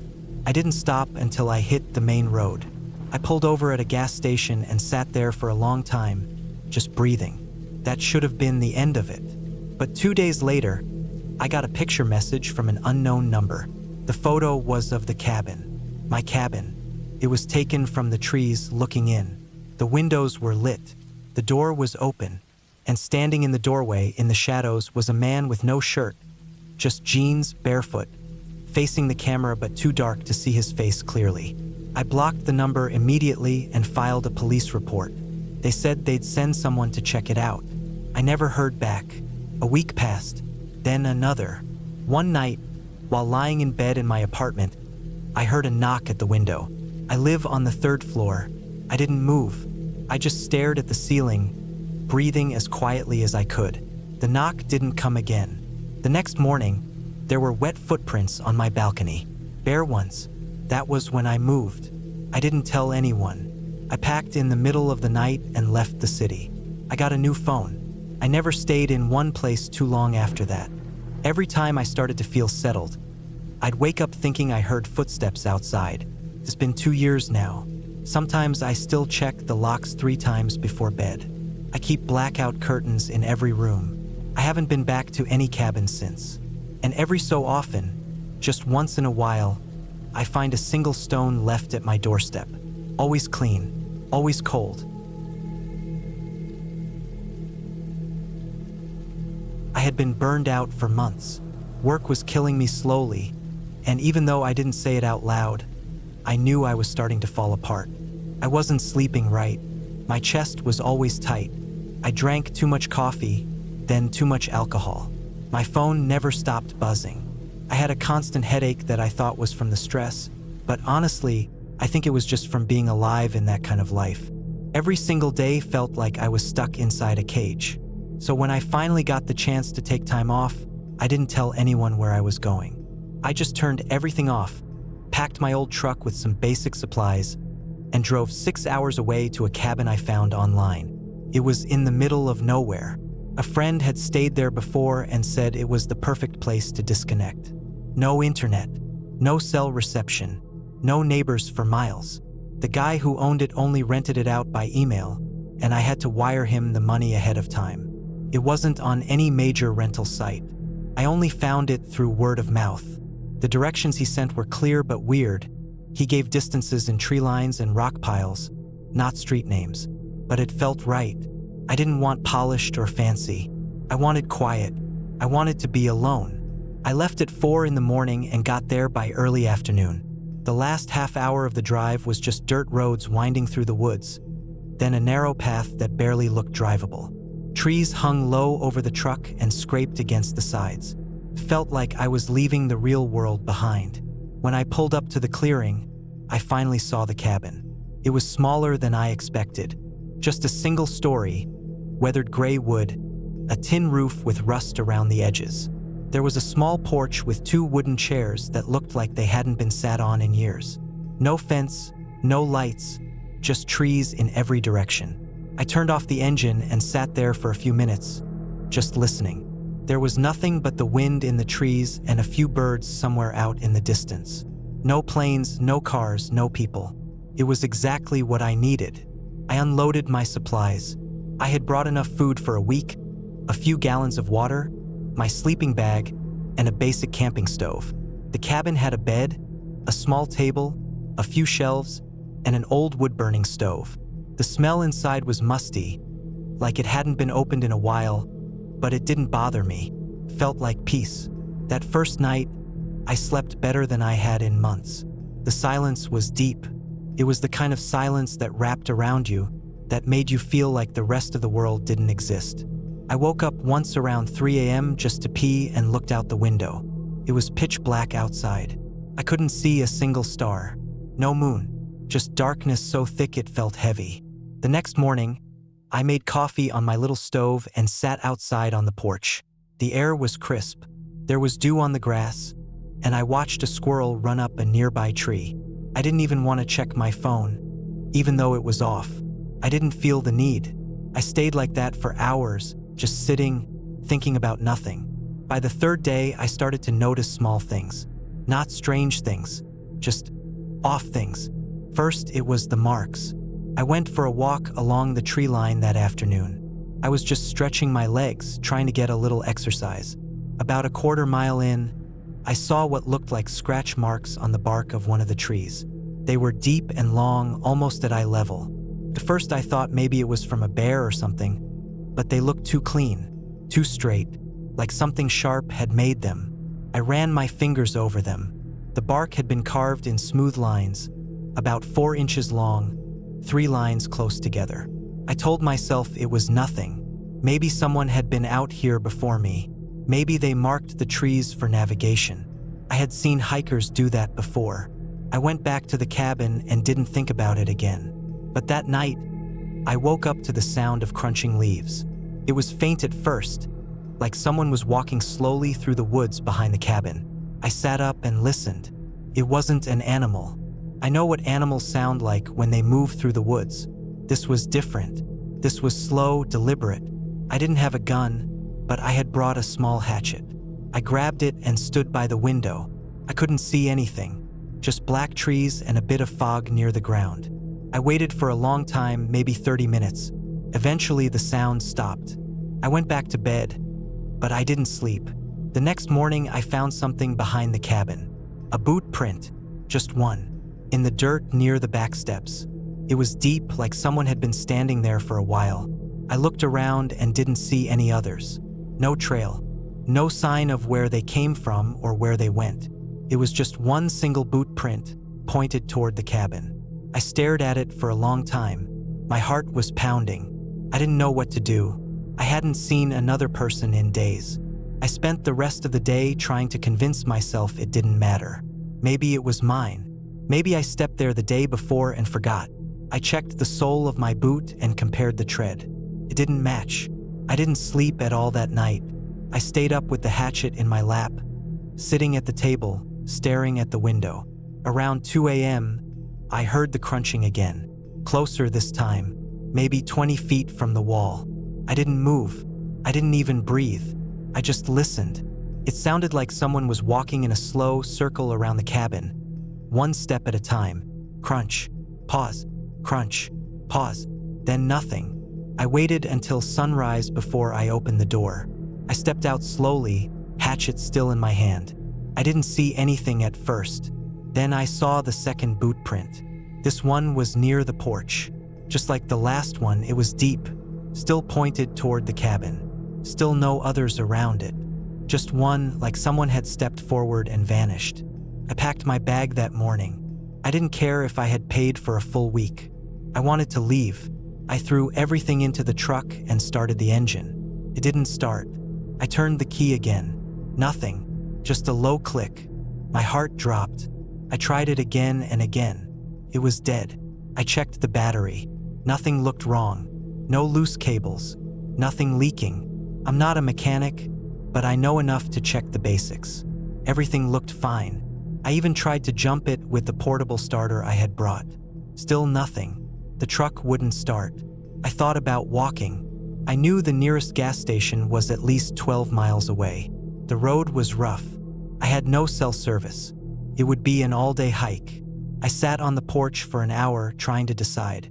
Finally, I packed a small bag with water, snacks, and a flashlight, then started walking. I made it about 2 miles before I heard the engine. It was behind me, far away at first, then closer. At first I was relieved. I thought maybe someone had found the cabin and was coming to help. I stepped off the road and waited, but no one came. The sound just stopped. When I got back to the cabin, the truck was still there, still dead, still in the same spot, but the driver's door was wide open. I never left it open. I walked around the truck slowly. Nothing inside was missing. My bags were still there. Even the keys were still in the ignition. I closed the door gently and backed away. I didn't know what to think anymore. I stayed inside the cabin the rest of the day. I didn't eat. I didn't move. I just sat in the corner with the hatchet and waited. That night, I heard footsteps on the porch. Not the ground, not the woods, the porch. Slow, heavy steps, then a knock. Just one, then silence. I didn't move. I didn't look. I sat there until the sun came up. When I finally opened the door, there was nothing there. No one. Just a small piece of paper under a rock on the porch. It had 3 words written in black ink. Asterisk, asterisk, you were watched. Asterisk, asterisk. That was it. No signature. No explanation. Just those words. I grabbed my bag and started walking again. I didn't care how far it was. I didn't care if it took all day. I didn't stop. I just walked. I walked until my legs gave out. Then I drank some water and walked some more. Around sunset, I found a dirt road that led to a ranger station. I was covered in sweat and mud, shaking, but I made it. I didn't tell them everything. I just said my truck broke down and I needed help. They called a tow truck, and I went with them back to town. The mechanic said the battery had been completely disconnected. Not drained, not dead, just unplugged. He said it looked like someone had pulled the wires off on purpose. I asked if that could happen by accident. He shook his head. No way, he said. Someone did this. I never went back to get my stuff. I never contacted the owner of the cabin. I changed my email, changed my number. I didn't talk about it for months, not even to friends. But sometimes when I'm lying in bed and the house is quiet, I think about that single boot print, about how it was pointed toward me, how it was always closer than the last one, how I never heard anyone leave. I think about the footsteps, the knock.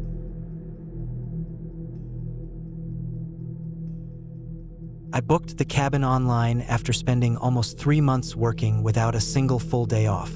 My eyes were sore from looking at screens. My back was tight from sitting too long. I wasn't sleeping well either. City noise, traffic, phone buzzing all the time. I just needed quiet. That's all I really wanted. Someplace where I could sit in a chair without hearing a car alarm or voices outside my apartment. Just a few days. No internet. No phone. No neighbors. I found the cabin listed on a small website that rented remote places across the country. The listing showed a few pictures. A small one-bedroom wooden cabin with a little porch, set deep in a forested mountain area somewhere in the Pacific Northwest. It had one main room, a kitchen, a bathroom, and a loft space above. It looked simple. That's what I was looking for. There were no other houses nearby, and the road to it was gravel after a certain point. It said the property was maintained by a man who lived in town and came by once a week to check on things. I wasn't expecting a luxury place, just peace and silence. I packed some simple food, a few books, a thick jacket, and a flashlight, and drove 6 hours out. Once I got to the gravel part of the road, it became rough, narrow, and wound uphill. The trees got thicker. I lost phone signal about 20 minutes before I reached the cabin. I parked by a clearing near the porch. Everything was quiet. The air smelled like pine and damp earth. It had rained recently. I heard birds, nothing else. The cabin was just like the photos.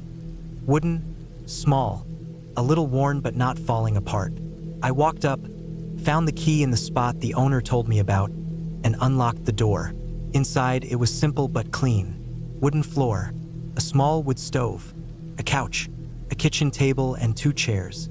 The kitchen had a propane-powered stove and a small sink. There was a narrow set of stairs leading up to the loft. The bathroom was in the back with a composting toilet and a cold water shower. No electricity except a few battery-powered lanterns. I didn't mind. That was part of the plan. The first day passed quietly. I unpacked, sat on the porch and watched the trees.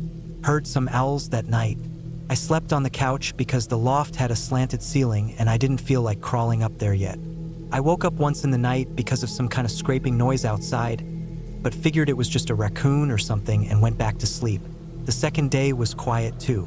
I made coffee over the stove, sat outside for a while, read a bit, took a short walk down the trail behind the cabin. The trail wasn't marked, but it was visible, a little path through the trees. It didn't go far, maybe half a mile, and then it just sort of disappeared. I walked back, cooked lunch, took a nap. It was peaceful. That night, I heard the noise again. It wasn't the same scraping noise from before. This time, it was a soft thump, like something had fallen. I sat up on the couch and listened. It was dark. I had one lantern on the table, glowing faint yellow. My heart picked up a little, but I told myself it was just something shifting outside. Maybe a branch fell. I stayed quiet and listened harder. Then I heard it again. Another dull thump, but this one sounded like it came from above, from the loft. I hadn't been up there yet. The ladder-like stairs creaked when I stepped on them, and I had no reason to sleep up there. I shined my flashlight toward the ceiling. It was just wood, no movement. I didn't want to go up there, honestly, not at night. I decided to wait until morning. Probably just the wood settling, or a squirrel or something got in. I tried to ignore it and sleep. The third day, I climbed up to the loft after breakfast. It was small, just a mattress and a small wooden dresser. There was a single window covered by an old curtain. It smelled like dust. Nothing seemed out of place, except that the curtain was drawn open. I remembered from the photos that it was closed. I figured maybe I was wrong, or maybe it shifted from wind or something. I didn't think too much of it. But as I was turning to climb back down, I noticed something. On the far edge of the floor, where the wall met the boards, there was a faint line, like a seam in the wood. It didn't look like damage. It looked like a square had been cut into the boards and put back. It was flush, barely noticeable. But once I saw it, I couldn't unsee it. I pressed my foot gently on it. It didn't move. I knelt and touched it. It felt solid, but there was a small notch in the corner, like a finger hole, an attic door. I didn't open it. I told myself it was probably nothing, probably just a crawl space or insulation. Not worth it. I went back down. I didn't think about it the rest of the day. I made lunch, walked a bit farther into the woods, came back, sat on the porch. But when the sun went down and the cabin got quiet again, I started thinking about that seam in the floor. And then that night, I heard it again. This time, it was louder, a dragging sound, like something rough being pulled across a wooden floor. It didn't sound like an animal. Sounded slow, deliberate, came from above again, from the loft. I sat up, heart pounding, and stared at the ceiling. Then it stopped. I didn't sleep much that night. The fourth day, I made coffee early, before the sun was fully up. I didn't go up to the loft. I didn't want to see the hatch again. I tried to tell myself maybe the noise was just the old cabin settling. Wood does that, right? It shifts and creaks. But I knew what I heard. I didn't want to admit it, but I was starting to feel watched. Around noon, I noticed something strange outside, about 30 feet from the back of the cabin. In the woods, I saw something small and shiny stuck in the bark of a tree. I walked over. It was a nail, a shiny nail driven into the tree about eye level, with a thin piece of fishing line tied around it. The line went off deeper into the woods. I followed it for about 10 feet until it connected to a second tree. Same thing, a nail, a line. I followed that too. This went on for about 10 minutes. Line from tree to tree. It didn't make a full path, but it looked like a boundary of some kind. I started feeling uneasy. Why would someone set this up? It wasn't for animals. It didn't lead to traps or bells. It was just a border, like someone had marked out a space in the woods. I turned back and walked quickly to the cabin. I kept looking over my shoulder. I didn't hear anything, but I felt off. The silence now felt heavier. I stayed inside the rest of the day. Didn't go out even when the sun came back out. Just read and tried to ignore the sound of creaking boards. That night, just after midnight, I heard something that stopped me cold. The stairs. The wooden ladder up to the loft creaked. Once, then again, like pressure, like weight shifting. I stared at it from the couch, not breathing. Then silence again. I sat frozen for at least 20 minutes. Eventually, I grabbed my flashlight and a kitchen knife. I told myself I had to look, couldn't just sit and wait. I climbed the ladder slowly, one hand holding the flashlight, the other the knife. The beam shook slightly. I reached the top. The loft looked the same, dusty, small, empty, but the attic hatch was open, just slightly, about an inch, enough to see that the square had been lifted and put back down loosely. My heart was pounding so loud I felt dizzy. I knelt slowly and touched the edge. It moved slightly under my finger. I didn't open it. I climbed back down, locked the cabin door, and sat on the couch all night with the knife. I didn't sleep. Every sound made me flinch. The fifth day, I made a decision. I was going to leave early. I had planned to stay a full week, but I couldn't anymore. Something wasn't right. Someone had been inside that attic, or maybe still was. I packed my things and tried to stay calm. When I stepped outside to put my bag in the car, I saw something that made my stomach drop. On the ground, just at the edge of the porch, was a footprint. Not mine. It was larger than mine and deeper, fresh, not more than a few hours old. I looked around quickly. Nothing moved in the trees. Nothing made a sound. I threw my bag in the car, started the engine, and left. I didn't even bother locking the cabin. I drove until I got back into cell range and called the owner. I told him I left early. I didn't explain why. He said okay and hoped I enjoyed the stay. When I got back home, I kept thinking about the attic. A week later, I searched online to see if anyone had ever written about that area. I found a thread in an old forum from about 4 years ago. Someone said they stayed in a cabin that looked almost identical, maybe the same one. Said they felt watched. Heard movement in the attic at night. Said they left early. Another reply under that one said the land used to be owned by a man who lived alone in the woods. Said he'd disappeared years ago. Never found. People thought he died and animals dragged the body away. But I don't think that happened. I think someone is still up there, and I think he lives in the attic, waiting for people to come back. I had been putting this off for a long time. Too long. I was behind on everything: deadlines, emails, calls. My mind was worn down, distracted every second by something, whether it was noise, people, or my own phone buzzing every few minutes. I needed to disappear for a while. Not forever, just long enough to catch up. I found the listing online by accident. A cabin, hidden way off in the woods of northern Washington. No Wi-Fi, no neighbors, just trees, silence, and a solid wood desk that looked perfect for writing. I booked it for 2 weeks. The drive out there was long and winding. After a while, paved roads gave way to gravel and dirt. My phone signal dropped to 0. Even my GPS froze and left me guessing the last 10 minutes. But I found it.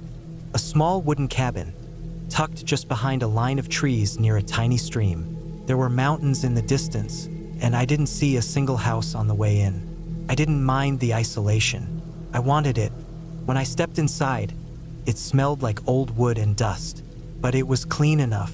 There was a kitchen with a gas stove, a bathroom with running water from a well, and a main room with a fireplace and a large table.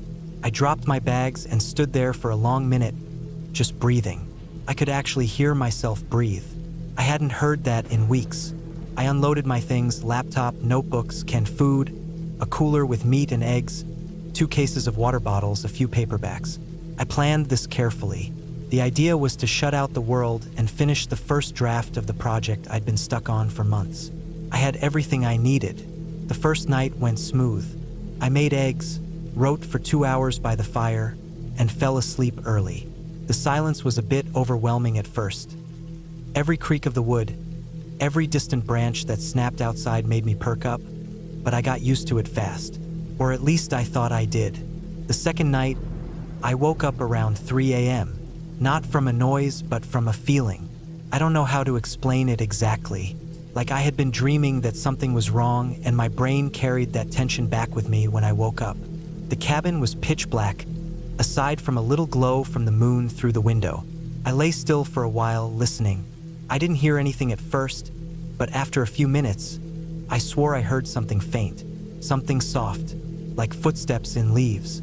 Slow, then a pause, then 1 or 2 more. I sat up in bed and held my breath, but it stopped. I stayed awake for almost an hour listening. Then I drifted off again. In the morning, I went outside to look around. There were some deer prints near the edge of the stream and a few fresh scratches on a tree trunk nearby. I figured it was an animal, maybe a deer or elk or even a bear. There were signs warning about bears on the way in. I made a mental note to keep the garbage locked up and moved on with my day. The days passed quietly. I wrote in long stretches, went for short walks near the stream, cooked simple meals, and read at night. It was exactly what I needed. But that odd feeling from the second night came back again on the 5th day. I was walking back to the cabin after sitting by the water for a while, and I had this heavy sense that I wasn't alone. It was like the trees were watching me. I kept looking over my shoulder, but saw nothing. Then I noticed something weird on the trail. A broken cigarette butt. I hadn't brought any. I didn't smoke. I left it there and walked faster. That night, I locked the cabin door and pushed a chair up against it. I couldn't shake the feeling. The next morning, I found something that stopped me cold. Just off the side of the trail near the stream, someone had hammered a long nail into a tree, and hanging from it was a dirty piece of cloth. It was dark green, stained. I didn't touch it. I just stood there staring at it for minutes. I looked around. Still no sign of anyone. But I couldn't think of any reason someone would be out here hammering things into trees, especially in the middle of nowhere. I hiked back to the cabin quickly and shut the windows. That day, I got nothing done. I sat at the table pretending to write, but every sound outside made me flinch. I heard twigs snap, birds fly off in a burst, leaves crunch. It was probably animals. I told myself it had to be animals. I tried to believe that, but that night I was sure someone was out there. I woke up again around 2:30 a.m. This time it was because I heard something directly outside the wall near my bed. Slow, dragging sounds, like someone walking through leaves but barely lifting their feet. Then it stopped. Then one step, then another. I sat in bed with my heart pounding. I didn't move. I didn't even want to look toward the window. After maybe 10 minutes, I heard nothing. But I didn't sleep the rest of the night. At sunrise, I went outside with the tire iron from my car. I walked slowly, looking for anything. Prints, trash, anything out of place. I found a fresh boot print about 20 feet from the back wall of the cabin. Clear as day. It wasn't mine. Someone was out there. I considered leaving right then, packing up and driving away. But the cabin was far from town, and I didn't know who or what was nearby. I figured it might be better to wait until full daylight. I stayed inside, double-checked the locks, and waited. Around noon, I tried to calm down by writing again. It helped for a little while, but then I heard a car engine. It was faint at first, then louder, not close enough to be right outside, but close enough to be nearby. The road leading in was gravel, so I could hear the crunch of tires. Then it stopped, not near my cabin, somewhere off toward the west. I climbed up on a chair and looked through the small attic window that faced that direction. Between the trees, I saw something, barely, piece of metal, a car or maybe a truck, hidden under some branches. I couldn't see it clearly, but I knew it wasn't there before. Someone else was nearby. I didn't want to wait for nightfall. I packed some of my things, grabbed the cooler and my bag, and loaded the car. I locked the cabin and started driving out, slow and careful on the gravel, watching the trees on both sides. About 2 miles down the road, I saw a small path leading off the main trail. It wasn't obvious, just 2 tire ruts pushing into the woods, the same direction I'd seen the car earlier. I slowed down and stared. Something didn't feel right. It was too quiet. I didn't stop. I kept driving. Back on the main road, I finally got a signal, a single bar. I drove for another 20 minutes until I reached a small gas station. I got out, bought a bottle of water, and asked the guy at the counter if there were any other cabins or people living out in those woods. He said no, nothing for miles. I nodded, said thanks, and drove straight home. I never went back to that cabin. I called the owner a few days later and told him something strange had happened out there. He didn't seem surprised. He just said, "Okay, I'll take it off the site for now." That was it. I still think about that night sometimes. The boot prints, the cloth in the tree, the faint sound of dragging outside my window. I still don't know who was out there, or why they were near my cabin, or what they were doing. But I know one thing for sure. I wasn't alone, and I don't think I was supposed to be there.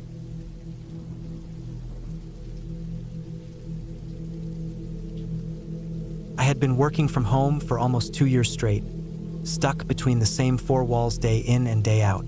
I needed something different. I needed to get away from the noise, the screens, the emails, the routines. I didn't care about luxury or comfort. I wanted to go somewhere quiet, isolated, and empty. So I rented this small off-grid cabin deep in the woods of northern Idaho. I found it listed on a small website that seemed more focused on hunting and remote getaways than typical vacation spots. The pictures were simple. A single-room wooden cabin with a deck, a small generator, a firewood shed, and a water pump out back. No Wi-Fi, no cell signal, no other houses for miles. The owner emailed me the directions, a long-winded description of turns and landmarks to follow after leaving the paved roads. I had to drive over 40 minutes on a gravel path that twisted through thick forest before I saw the cabin. It looked just like the photos. Nothing special, just plain wood, a metal chimney sticking out of the roof, 2 dirty windows in the front, and a wide step leading up to the front door. The only thing that felt off right away was how quiet it was. There were no bird sounds, no wind. Even the trees didn't seem to move much. I chalked it up to me just being used to city noise. I got there on a Monday afternoon. It was early October, cold but not freezing. The sky was gray. The trees were a mix of orange and brown, already starting to lose their leaves. The air smelled like wet pine and mud. There was no one else around. No tire tracks, no power lines, just forest all around me. I brought a week's worth of canned food, water, matches, books, a flashlight, a hatchet, and a small solar battery pack to keep my phone charged. Not that I had any reception, but I figured I could use the camera. I also had a hunting knife in my bag, not because I thought I'd need it, but just because it felt right to bring one when heading into the woods alone. The first day was fine. I unpacked, got the generator running for a little heat, and settled into the quiet. I tried to read, tried to walk around a bit, but mostly just stared out at the forest from the deck. The air felt heavy. I assumed it was just the altitude or maybe the sudden shift from urban noise to silence. By the second day, I started feeling like something was watching me. Not like a feeling of paranoia or imagination, it was like a real thing. My body would tense up at random moments. My ears would ring, and my stomach would twist for no reason. I'd look up and scan the trees, thinking I saw shapes. Sometimes I did see movement, a shadow between branches or the flash of something light-colored against the bark. But it was always too far to make out. I told myself it was just wildlife. A deer maybe, or some animal curious about a new scent in its territory. I tried not to let it get to me, but I started keeping the hatchet closer. I brought it inside that night, resting it right beside my sleeping bag. On the third night, I woke up around 2 or 3 a.m. because I heard something tapping. It was soft at first, like a stick hitting wood. I thought maybe it was a branch knocking in the wind, but there was no wind. The air was dead still. I laid there, holding my breath, listening. Then the tapping got louder. It sounded like fingers, slow, spaced apart. Tap, tap, tap. Always 3. I didn't move. I didn't even blink. I stared at the ceiling until it stopped. After maybe 5 minutes, I reached for my flashlight, turned it on, and scanned the room. Nothing. I checked the windows. Nothing. But the door, it had a smudge on it. Right in the center, just above the handle. A long, wide smear. Not dirt. Not a handprint exactly. Just a mark I didn't remember being there. The next morning, I went outside to look around. There were no footprints, no animal tracks, no signs of anything, but the trees seemed closer, like the forest had crept up overnight. It didn't make sense, but I could swear that the clearing around the cabin had shrunk. I tried to distract myself by chopping some firewood. I spent most of the day doing that, piling it up near the wall. I didn't feel any better, though. I kept glancing toward the woods. Every time I thought I saw something move, it was gone the moment I focused on it, like it knew when I was looking. That night, I locked the door. I even pushed the heavy wooden table in front of it. I kept the hatchet in one hand, flashlight in the other. I didn't sleep. I just laid there listening. Nothing came. No taps. No sounds. Just silence. But it wasn't peace. It was a waiting kind of silence. On the 5th morning, I found something strange behind the cabin. A hole. Not a natural one. It was square, about 4 feet deep, and freshly dug. The dirt was piled neatly beside it, like someone had done it with care. There were no footprints, no shovel marks. Nothing. Just a hole. I stood there staring at it for a long time. I didn't touch it. I didn't go near it. I walked back inside, packed my things, and decided to leave early. The peace I wanted wasn't worth whatever this was. But when I turned the key in the ignition, the car didn't start. I tried again. Nothing. It wasn't the battery, the lights worked. It wasn't the gas, I had plenty. I opened the hood, but I didn't know what I was looking at. I'm not a mechanic. I gave up and sat there for a while, windows up, doors locked. That night, I stayed inside the cabin, trying to stay calm. I didn't eat. I didn't sleep. Every few minutes, I turned the flashlight on and scanned the windows. Around midnight, I saw something. It was quick, just a glimpse between the trees. Person. Pale. Tall. Thin. No clothes. No movement. Just standing there, half hidden behind a tree, head turned slightly toward the cabin. I blinked and it was gone. Or maybe it ducked. I don't know. I didn't go outside. I didn't move from my spot near the window. I held the hatchet tight and waited for light. In the morning, I went back to the hole. It was gone, filled in, as if nothing had ever been there. I made a plan to walk out. I knew it would take hours, but I didn't care. I just followed the gravel road, phone in hand to track the direction. No signal, but I kept it on anyway. I didn't bring everything, just food, water, and the knife. I left the rest behind. After a few hours of walking, I stopped to rest. That's when I heard something behind me. Not footsteps exactly, just the crunch of a twig. I didn't turn around. I just started walking again, faster this time. But the sound kept coming. Never closer, never farther, just steady, like it wanted me to know it was there. I didn't run. I knew better. If I ran, it might chase. Whatever it was patient, watching, following.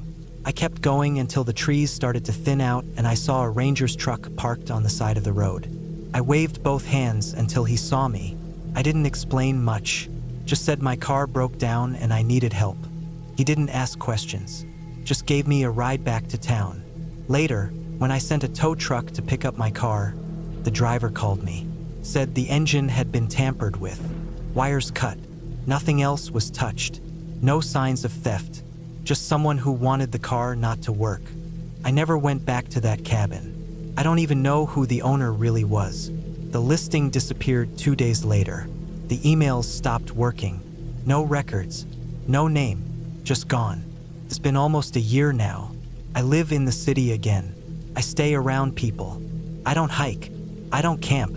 I don't go near forests. But sometimes, late at night, I hear that same slow tapping in my head. Tap, tap, tap. Always 3. And once, just once, I woke up to a smudge on my apartment door. It wasn't dirt. It wasn't a handprint. Just a mark. A long, wide smear. And silence waiting on the other side.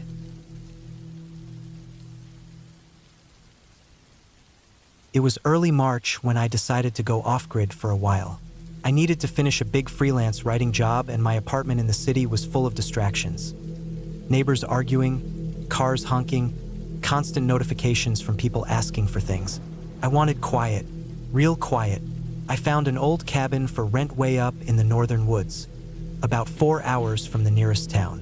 It was advertised as having no Wi-Fi, no cell service, and being completely off the grid. Exactly what I was looking for. I booked it for 6 weeks. The day I drove out, there was cold but clear. I had loaded my SUV with everything I thought I would need. Non-perishable food, a portable solar generator, extra clothes, tools, notebooks, backup batteries, water jugs, even some firewood. The cabin was about 25 miles down a gravel road that turned to dirt about halfway through. There were no other houses nearby. The last gas station was almost an hour away. When I finally pulled into the clearing where the cabin sat, it was already late afternoon. The trees surrounded the place like a wall. It was small, with a metal roof and weathered wooden walls. There was a single small window on each side and a front door that opened onto a covered porch. The silence out there was so heavy it almost rang in my ears. Not a single plane, not a single voice, not a single car engine. Just the wind and the creak of trees. I unloaded my stuff and brought everything inside. The cabin had one big room with a bed, a small table, a wood stove, and a countertop with a hand pump sink. There was a small outhouse about 20 yards out back. No insulation, no plumbing, no electricity except what I brought.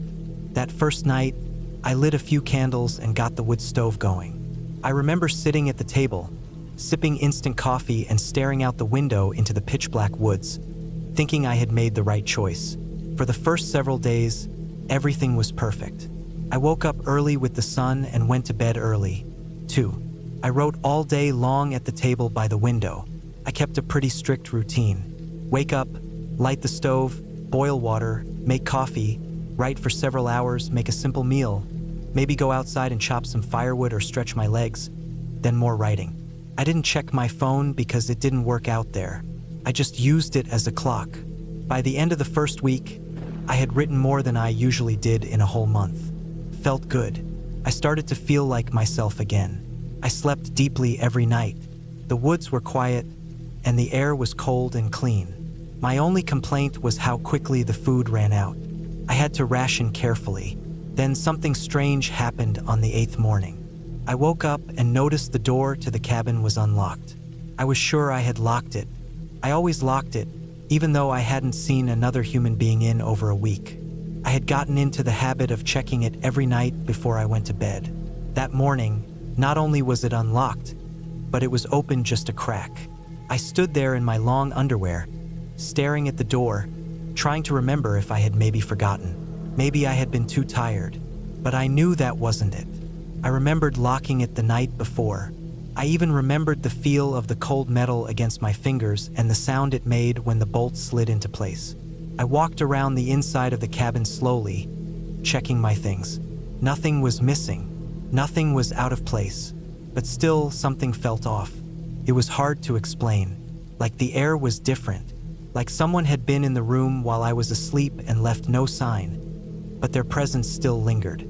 I tried to brush it off. I told myself I was tired, that I was letting the isolation get to me. I made my coffee and sat at the table, staring out the window. But that morning, I kept turning around to look behind me. Every time I heard a creak from the wood stove or the wind rattling the roof, I tensed up. I thought about packing up and driving into town for a night, but I didn't want to lose my momentum. I stayed. The next night, I made sure the door was locked. I double-checked it, even pushed a chair against the knob.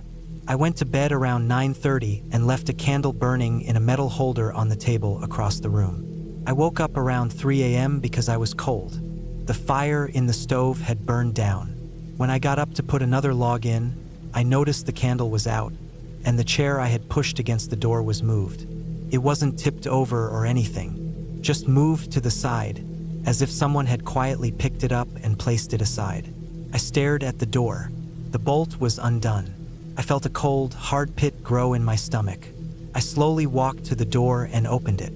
Nothing but black woods and a thin layer of snow on the porch. I shined my flashlight around. There were no tracks. Nothing. I closed the door again and stood there, breathing hard. My ears were ringing. My hands were shaking. I knew, I knew, that I had locked that door and pushed that chair there. I knew it hadn't been the wind or my memory playing tricks. Someone had come inside while I was asleep. Someone had stood in that cabin with me, just feet away, in the dark. I hadn't heard a thing. I stayed up the rest of that night with the axe beside me. I kept the stove going and watched the door without blinking. Every time the wind blew or the stove creaked, I jumped. The next day, I walked around the cabin in a wide circle, looking for tracks. The snow was thin, but enough to show prints if anyone had walked up to the porch. I found nothing, not a single footprint, human or animal. I checked all the trees nearby, thinking maybe someone had used a ladder or something to get in through the window, but there was no sign. The windows were all shut, no scratches, no disturbances. I even checked the ground under them for prints. Nothing. That night, I didn't go to bed. I sat by the stove with the axe, a thermos of coffee, and my flashlight in my lap. I waited. At some point past midnight, I heard a sound from outside, a soft crunch, like a footstep on the snow. I turned off the light and sat in the dark, holding my breath. I could barely hear it, but there it was again. Crunch, then silence, then another, getting closer. I wanted to run. I wanted to scream, but I just sat there, staring at the door, gripping the axe so tight my hand cramped. The steps stopped just outside the door. No knock, no movement, just silence. Then I heard the door handle rattle, just a little, just enough to let me know someone was there. I stood up, very slowly, and stepped toward the door. I held the axe ready just in case, but the door didn't move again. No sound, nothing. After what felt like an hour, I flung the door open and shined the flashlight outside. Nothing. I stepped onto the porch. Nothing but wind and trees and snow. Again, no footprints. I didn't sleep that night either. The next morning, I packed all my things and put them by the door. I wasn't staying another night, but when I tried to start my SUV, the engine clicked, then died. I tried again. Nothing. The battery was dead. I opened the hood and checked it. No corrosion, nothing loose. It had worked perfectly the whole week. I had only driven it once to test it. I hooked up the solar charger to try and jump it. It didn't work. I tried for hours. No change. I was stuck. The nearest house was over 20 miles away. The nearest cell signal was probably farther. I had enough food and water to last maybe 2 more days. After that, I'd have to start walking. That night, I didn't light a fire. I didn't want to give away that I was still inside. I sat in the dark with the axe in one hand and a flashlight in the other. I was too scared to even eat. Around 1 a.m., I heard the door rattle again. Not just the handle this time, but the whole door, like someone was leaning against it. Then I heard a low scraping sound, like something being dragged across the porch. I didn't move. I didn't breathe. The noise went on for what felt like forever. Then silence. When the sun came up, I found a long scrape mark across the door, like someone had dragged something sharp along it. But again, no footprints. The snow was untouched, perfectly smooth. I couldn't take it anymore. I packed what I could carry in a backpack: water, food, my axe, flashlight, and spare batteries, and I left. I didn't even lock the cabin behind me. I walked 25 miles without stopping, through snow, over fallen logs, along frozen trails. My feet were numb, my throat dry, my legs shaking. But I didn't stop. It took me until after dark to reach a highway. I flagged down a truck and got a ride to town. The next day, I filed a report at the sheriff's office. They said they'd send someone to check the cabin, but I never heard back. A few weeks later, I called to ask what they found, and they said they didn't find any sign of trespassing. No footprints, no marks, nothing. I never went back. I paid someone to go collect the rest of my stuff and sell the SUV. I didn't want it anymore. I still don't know who or what was coming into that cabin at night. Maybe it was someone who knew how to move without leaving tracks. Maybe it was someone who lived out there, someone who had been watching me the whole time.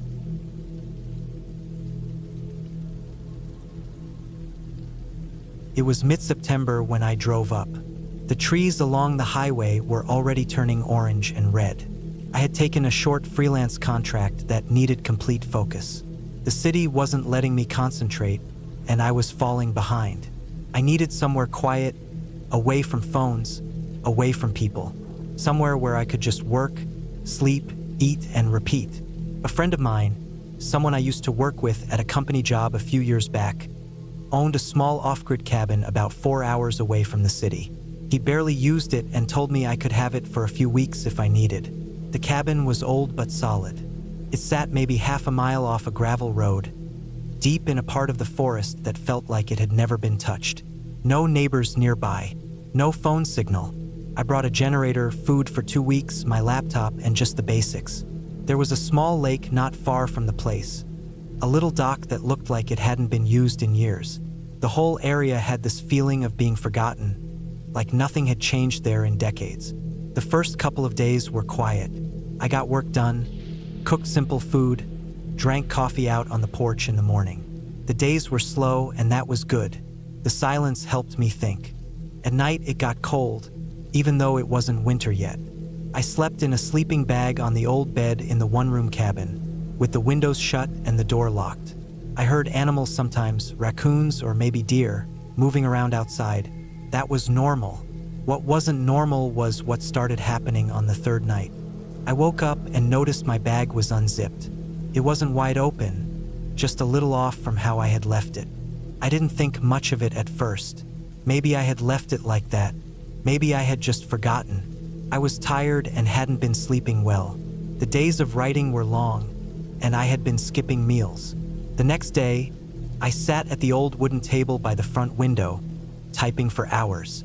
Around noon, I went out to walk along the lake trail. When I came back, the door was unlocked. I was sure I had locked it. I always did.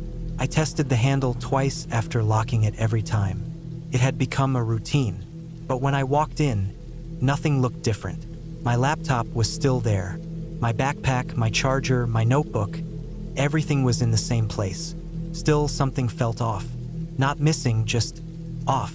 I checked the windows. They were all closed. I checked the generator and the back door. Everything was how I left it. That night, I barely slept. I kept listening for sounds. The cabin creaked sometimes, but that was just with settling. Around 2:30 a.m., I thought I heard something drop in the kitchen area. I didn't get up to look. I just stayed in my sleeping bag, my heart beating hard in my chest. In the morning, a spoon was lying on the floor. It had been on the counter the night before. Again, not a big thing. Maybe it had just been close to the edge and fell. I tried to let it go. I told myself I was overthinking. The fourth night, I made sure everything was secure. I locked both the front and back doors, even though I only used the front one. I pushed a small chair in front of the front door, not to block it, just to know if someone came in. I took photos on my phone of how I left things, just to be sure I wasn't imagining changes.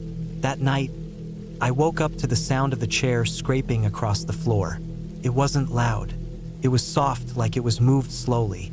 I stayed frozen in my sleeping bag. I could barely breathe. I waited, listening hard. Nothing. No footsteps. No banging. Just silence after that one soft scrape. In the morning, the chair was 2 feet away from the door. Not tipped over. Just moved slightly. The photos from the night before matched everything except the chair. That was the only thing that had moved. I stopped sleeping after that. I worked all day and sat up all night with a flashlight, waiting for something else to happen. I checked the locks 5 or 6 times before lying down each time. I even moved my sleeping bag against the door once, just to make it harder for anyone to come in without waking me.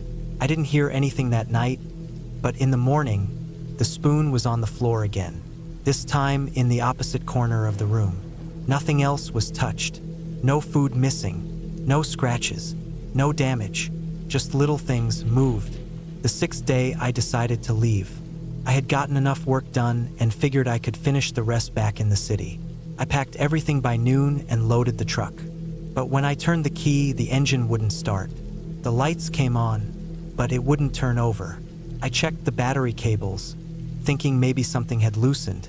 Everything was tight. The nearest town was 20 miles back down the road, and I hadn't seen another car since I'd arrived. I had food and water, so I told myself I'd stay one more night and try again in the morning. Sometimes it was just the cold or humidity messing with the engine. I tried to stay calm. That night, I left my flashlight on. I didn't even try to sleep. I just sat at the table with a knife from the kitchen drawer and waited. Hours passed. I thought I heard something tap on the wall outside. Then nothing again. I must have dozed off because I woke up with the flashlight off and my laptop open on the table. I hadn't touched it. I kept my laptop closed every time I stopped using it. The battery was almost dead now, and I hadn't used it that night. But the lid was up. Not all the way, just tilted open. It felt like someone had opened it slowly and stopped halfway. That was the last night I stayed in the cabin. The next morning, I walked the whole quarter-mile to where the gravel road met the woods. There was a high spot there with a bit of a signal. I managed to send a text to a tow company and my friend. I didn't even care about staying anymore. I just wanted to leave. I told them I was having car trouble and needed a ride. I left the cabin locked and waited by the road for hours.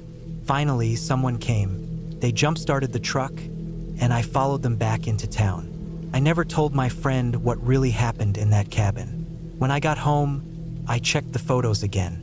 I had taken at least one each night before bed to compare how things looked. There was always some tiny difference in the morning ones. A chair out of place, a spoon or fork missing or moved, the lantern on the wrong shelf, my shoes pointing a different direction, sometimes barely noticeable, but they were always there.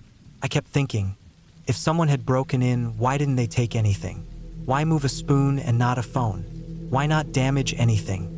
Why not show themselves? The only answer I came up with was that they didn't want me to know they were there. They just wanted me to feel like I might be wrong, like maybe I was forgetting things, like maybe I was losing it. But I wasn't. I know I wasn't, because on the last night, I had put a little folded note under the spoon. Just a test. The kind you do when you need to know you're not going crazy. The note said one word, "Why?" When I woke up, the spoon was gone, and the note was gone too. Nothing else was touched. That was it. That was the last night. Even now, months later, I don't like being alone in quiet places. I don't like sleeping with the door unlocked. And I never, ever leave anything in the same place for too long. I keep my shoes pointing different directions. I close all bags and leave zippers tucked. And I never open my laptop in the dark, because whatever was in that cabin didn't want to steal. It wanted to watch, to move things, to make me doubt. And that kind of thing doesn't leave claw marks or break glass. That kind of thing gets inside your head, and it stays there,